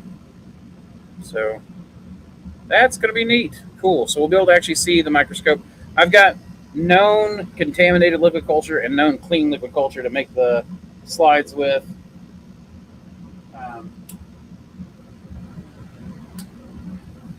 That makes me happy. Very, very happy.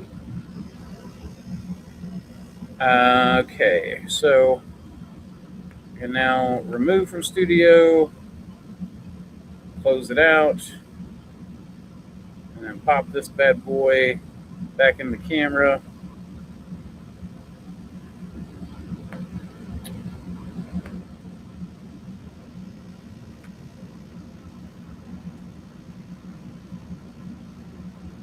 This is one of the things I like about teaching. Like I'm so sold on teaching these classes. People have been asking me to do it for a long time,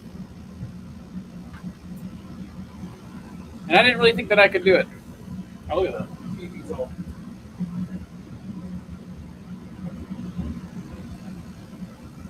Yeah, it's a little better. Well, cool. That now means I can teach with any of my microscopes. That means I could teach with my telescope if I wanted. There's a lot that could be done there. Well, Woody, it's on Saturday. You better sign up if you're going to do it. If you are going to do it, make sure you let me know, because you did a week-long mentorship with me. You get a 30% discount code. Anyone who's taken the class before or done a mentorship with me gets a nice, significant discount.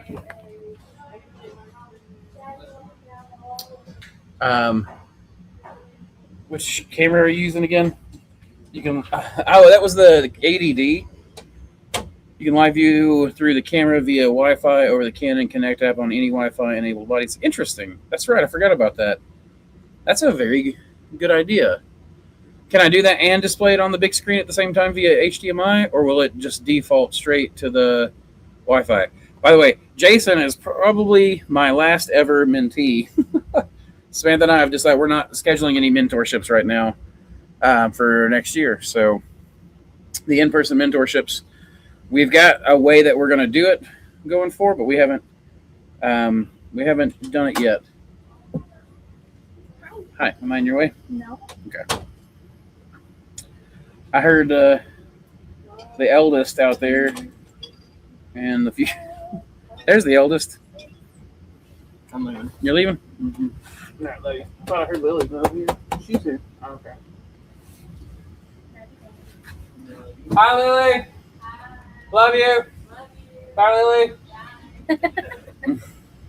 I need more hot water. Very cool. I've read that there are symbiotic bacteria that enhance mycelial growth. That's not contamination. How do you find the right balance? Well, so we do a variety of tests, and this is something I'm covering in the class on Saturday. But we go through a variety of tests, including production tests. But so to give you an idea, this is our inventory of clean and passed LCs that have passed quality control. The microscope is one of, but not the most important of our testing. These shelves are all LCs that are in testing. That could be plate testing, and we do a first pull and last pull so that we know if it was contaminated from the start or if it was contaminated after we started pulling. But we don't do just plate tests or these. We do other sensory tests. We do, of course, the most important test ever is going to be, does it go from LC to grain to substrate? But you're right. I have found that there are many LC cell lines that will have contaminants riding alongside with them. And once you get them clean of each other, they actually perform less well.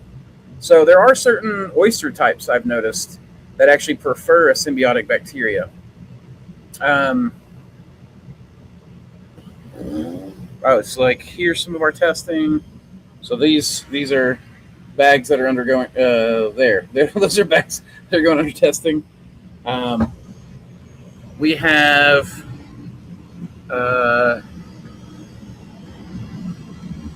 that's pretty much it there. Same with Nikon cameras. Yeah, I really want one of the R series of the Canons for sure. Right now, I'm just using, of course, the laptop camera. Isn't that funny? the camera that comes on this laptop is so much clearer than the camera that is out there on the desktop that I bought separate. Of course, it was a cheap camera, so. But then, yeah, I mean, so I like the Jason is a photographer. I'm pretty sure you can. I ruined your mentor. You didn't ruin the mentorship, Jason. I said something about Jason. I said, by the way, Jason's probably our last mentee. You know, I ruined the mentorship. It's all your fault. We're just so sick of it now. You were a remarkable one to end it on, is what Samantha said. The mentorships they're just hard. And now that we're doing the digital classes, we're doing a lot more of that. And it is working out to be, it meshes a lot better with all the experimentation that we're doing and all the varieties of classes I want to teach, that kind of thing. Kim said, you broke them. Kim, maybe it was you that broke us. Kim was right before Jason. No, Kim was 2 weeks before Jason. No, I will say that I want to compliment it is to be able to end these, not because it was a terrible experience, but because we want to be able to give more and not be so divided so that we can offer more. Half of some of the frustrations we've experienced, which is She said, hey.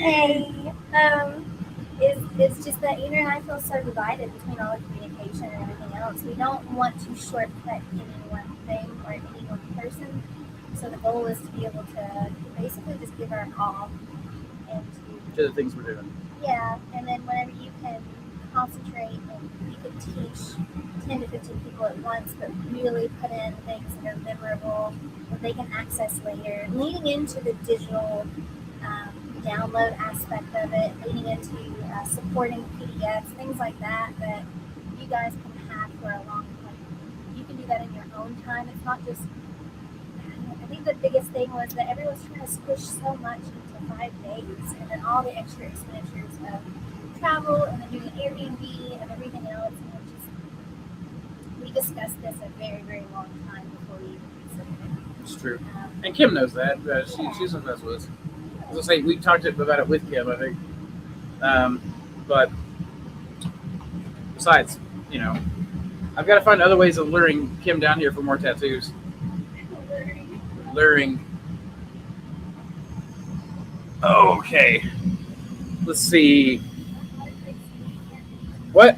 The autoclave steaming yet? It's getting hot. Okay.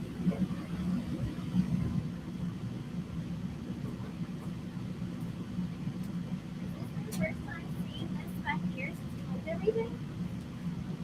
Who? Everybody? Like, Oh, I don't know if it's everybody's. because we switcherooed all of it. It is insane. How are my children doing? Okay, so you've got. Where did I put your children? That's the question. Words no parent wants to hear.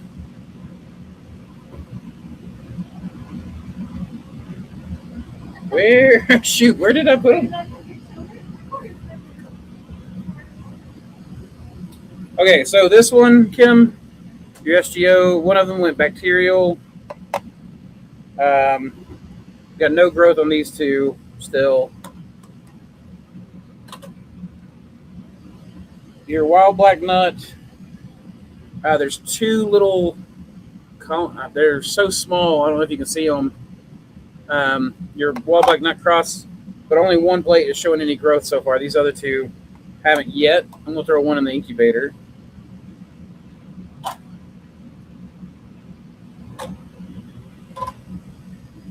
And then, let's see. She said, you lost my children? No, there's two sets right there. They're not twins. I moved the other ones because they were excelling. I moved them to the Advanced Academy somewhere. The Advanced Academy. Also, What she's referencing for anyone who is trying to freaking out that I have her children. we don't, not children. No. We teach mushroom breeding every mentorship we do. I'm looking for your Also, symbol. Jason, I am using the lids you and I made, and Kim, I used the lids. No, you and Andrew made. Huh? Yeah, Kim and I made lids. So I'm using part one mentorship and then part the other mentorship. And then your other plates. See, I see Isaac symbols.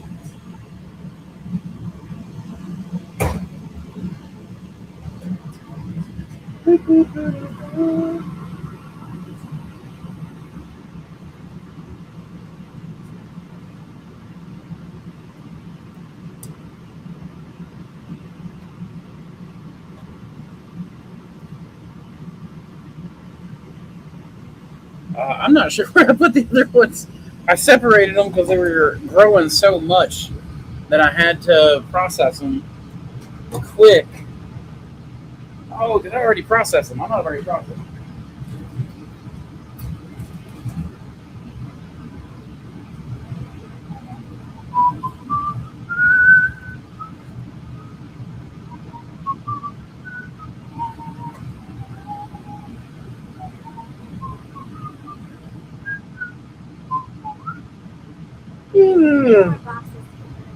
Huh?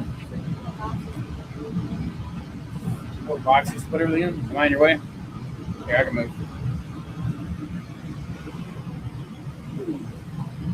Get out of my church. Considering I'm making plates for you. I was talking to the shelf as I bellied it. Wait, I have this thing. So anyone who's seen Robin Hood, like the Disney version Robin Hood, one of my favorite things is when Friar Tuck takes the sheriff of Nottingham and he's got that big old belly, and he puts his big old belly to the sheriff's big old belly, and he starts bellying him out of the church. He starts screaming, "Get out of my church!" So I'll do that to my kids and stuff sometimes.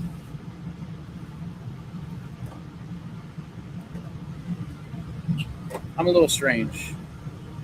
Oh, Kim said we didn't make lids.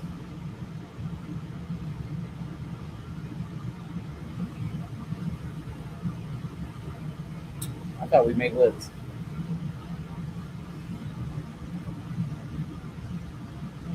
Okay, here we go. There's ones, and it's fully grown in. I don't know if you can see the little patches on the camera or not. I know there was one that had contamination in it, and then the other.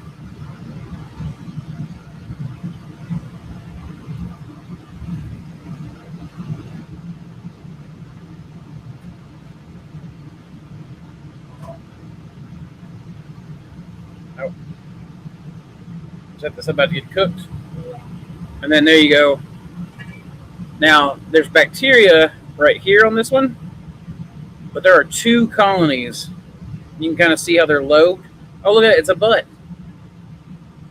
It's a little myco butt. Little myco butt. That's 2 colonies that are growing right there. So you got 2 of them right there. Nice. And that is your 9 plates. Okay, I'm behind on comments. Oh, Marshall said, "Hi, Samantha." She said, "Hello." What's up, Marshall? I know you know those My Honor Roll student bumper stickers. You know, oh my gosh, that would be fun for her babies. I mean, if we were going to keep doing mentorships, I would have you do it. Yeah, but we can make stickers for the online class stuff. And that's the thing is like, if we could teach with the online, you could teach more people at once, and then spend more time on the supporting documents and like stickers and merch and stuff like that. Versus, and each mentorship is sometimes drastically different than the other one, depending on personal interests and skill sets that have already been acquired previous to coming. So this way people can kind of choose and pick various online mentorships based on their skill level and skill set. It's not like a one-size-fits-all where we go through different sections. You can actually just kind of personalize it. Did you have, real quick, did you have orders for Wolf's Bloom Culture Slant? I feel like I remember that. We got orders for a lot of slants and a lot of arrow type. Okay. You have one for Wolf's Bloom? Because I got the Wolf's Bloom ready. Do you anyone for watercolor? There's anyone for Pathfinder? And then I think I got 3 made of Pathfinder. Okay. All right. Nice. Just ordered the supplies to start making my own lids. One of the many, many things I appreciate. Well, thank you, Jason. and there is a video on YouTube. There is a video on how to make lids for sure. that we made. That we made. Yeah. It's, We made. so last time I did this on books, and the books were a lot more stable than this. Maybe we get you a stack of Fever. No. I've already been on for almost 2 hours, so. Nice. I'm gonna isolate them. I promise, Kim. I promise I will. The good news is they can stay like that for a little while. When they're that big. If you get into, like, let's see, I've got Isaac's here. Isaac had some here that no, there we go. So you can see there's like colony, tiny little colony, larger colony, another isolated colony, all of those. So this one that Isaac did, wait a minute, that's not Isaac's, that's another one of yours. So that one I've got to run out sooner than this one because that one's got more space. The buck culture's got a lot more space. This is Isaac's plate, and that's got a ton of little cultures or little colonies on it. That one's actually, we probably should have diluted that mycelium or those spores because there's no way we're getting monos or even dicaryons out of that. So she said, "Get to work." You are working. I am working. That's a good point. I forgot. This isn't play. This is work. I get paid for this. Yeah. Oh, I'm not making Jeff sick. This is a chance to for everyone to come in and ask questions. Otherwise, we're trying to dig through the emails and find the questions about orders and the questions about just stuff in general. And those patients a lot of different types of color.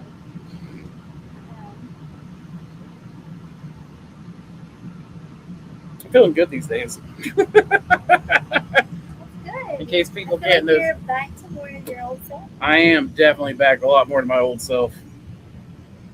I'm getting stronger, faster. Unless Mr. Frost decides to pick a fight with you outside. That's true. Samantha brings up a good point. Every time I go out in the cold and that dry air, I'll get into a coughing fit still.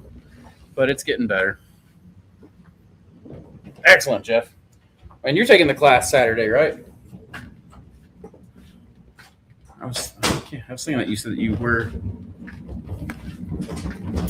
trying not to move slow.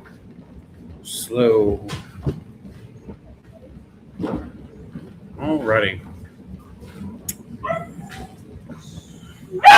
Teddy. Sorry about the screeching of the dog. Look at that.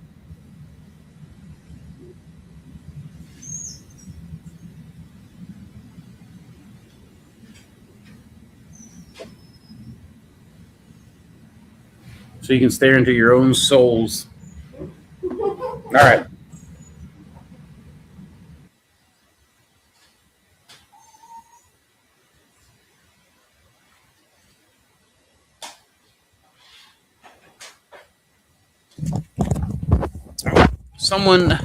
Someone boosted my chair up.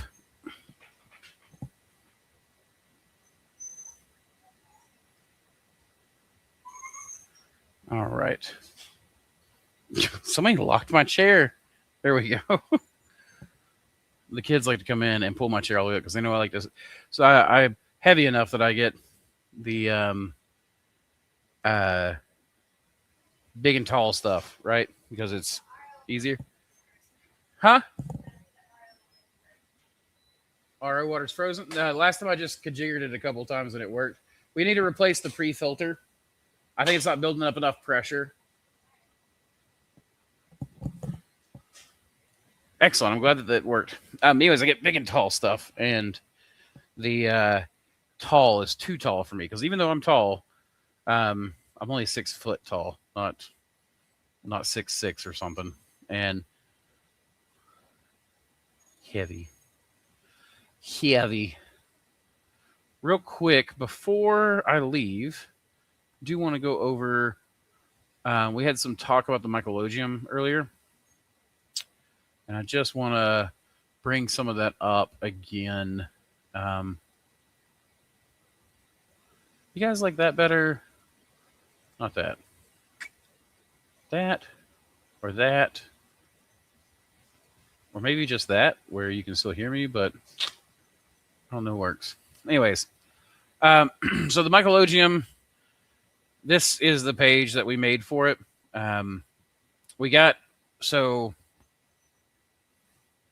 basically it's not a trading platform. I'm not looking to profit a lot off of this or anything like that. The strains that I do sell that came in through the mycologium are strains that like people have given me permission to sell when they donate, but also I tend to give my prospectors a cut of anything that I sell. So if they bring me something and it is commercially relevant, and the only way to open it up to the community is because I can't just make infinite cultures for free. So we do the Patreon is one way that we share it, so that way people can just support the project directly. In fact, I'm thinking about renaming the Mossy Creek Mushrooms one the Mycologium and just going fully straight into that as far as the Patreon goes. But the other way is that, like, if I sell it straight off the website and we're selling it just as a regular part of the general funds or whatnot, we do commission, royalty, finder's fee. I'm not sure what you call that. What? Finder's fee? Yeah, so that our prospectors, and we get permission first from them before we sell stuff. So people like this is not this is a project. It's not a non-profit, but it is not something we do for profit, if that makes sense. So, and then what we do is we talk about how you send stuff in, what forms you can send, what we do with it. We definitely breed with it. So that is one way that I do benefit from the mycologium, is that I get genetics to work with. But it's not like, again, we're not in this for profit. We're here to keep them alive. Now, what you get back, if you know, because we do try to give you a culture back, we try to bank it. If I can get a viable sample of it, I will bank it for you, and then you can just ask it back for it for free. And then we ask that you use the Ohio DNA Lab and iNaturalist to contribute to citizen science in part of this process as well. So it's something that we really try to I don't know, get out there, boost the citizen science as much as we can, and really just try to make this clear that it's a important thing, we think, to be gathering as much genetic diversity of mushrooms as we can, especially as we know the ecosystem has been changing a lot. So I just wanted to push this project one time before I left, beyond just the general sponsorship video we made for ourselves. And I have some new sponsor videos coming out soon. Things that will have affiliate codes and things like that, so people get discounts on other things. So there's, we're going to be doing a lot more with this stuff, especially as we teach more and more of these classes. So I guess without any further ado, since I'm not seeing any other questions pop up and such, I'm going to get off here and I'm going to go spend some time with the family and have a cigar maybe, and then go to bed. So I'm like an old person now. I go to bed super early. Hey, Brian, you were on here, man. Why didn't you say hello? Oh man, I don't. Well, whatever. We'll talk Hericium later. I was signing off, so I'll sign off. But man, I'm really glad to see you on here. And I need to do real quick before you leave, Brian. If you'll just send me a message on the Discord about when you think would be a good time for you to do the Discord chats. I'm trying to take a few notes on people's availability so that I can start doing it myself again. I'm thinking Tuesdays, but maybe Wednesdays.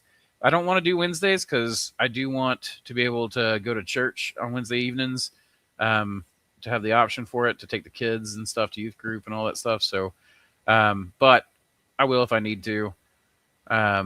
Tuesdays are also really, really good. So, very welcome. Absolutely, Colin. Thank you. Thanks, Jason. Glad to see you on here. Still need to get on that. On the Mycologium? Discord. Oh, Discord. You're going to have to get the code from me again then. The invite link only works for 24 hours, I think. So, awesome. Thanks, Brian. All right, guys. And yes, Kim, you need to get on there because we'll be doing the Discord chats where we talk even more freely than we do here. So I definitely am willing to share a lot more on my Discord. So, yeah, alrighty. I'll send it to you again. All right. Thanks, y'all, for a very lovely evening. Enjoyed it very much. And that's because of you great people. So thank you so much for making this enjoyable. Thanks for hanging out with me while I figured out camera stuff and played around with slides. And I hope to see anyone who's going to be on the class Saturday there. And I don't remember anything else. Keep finding culture, y'all.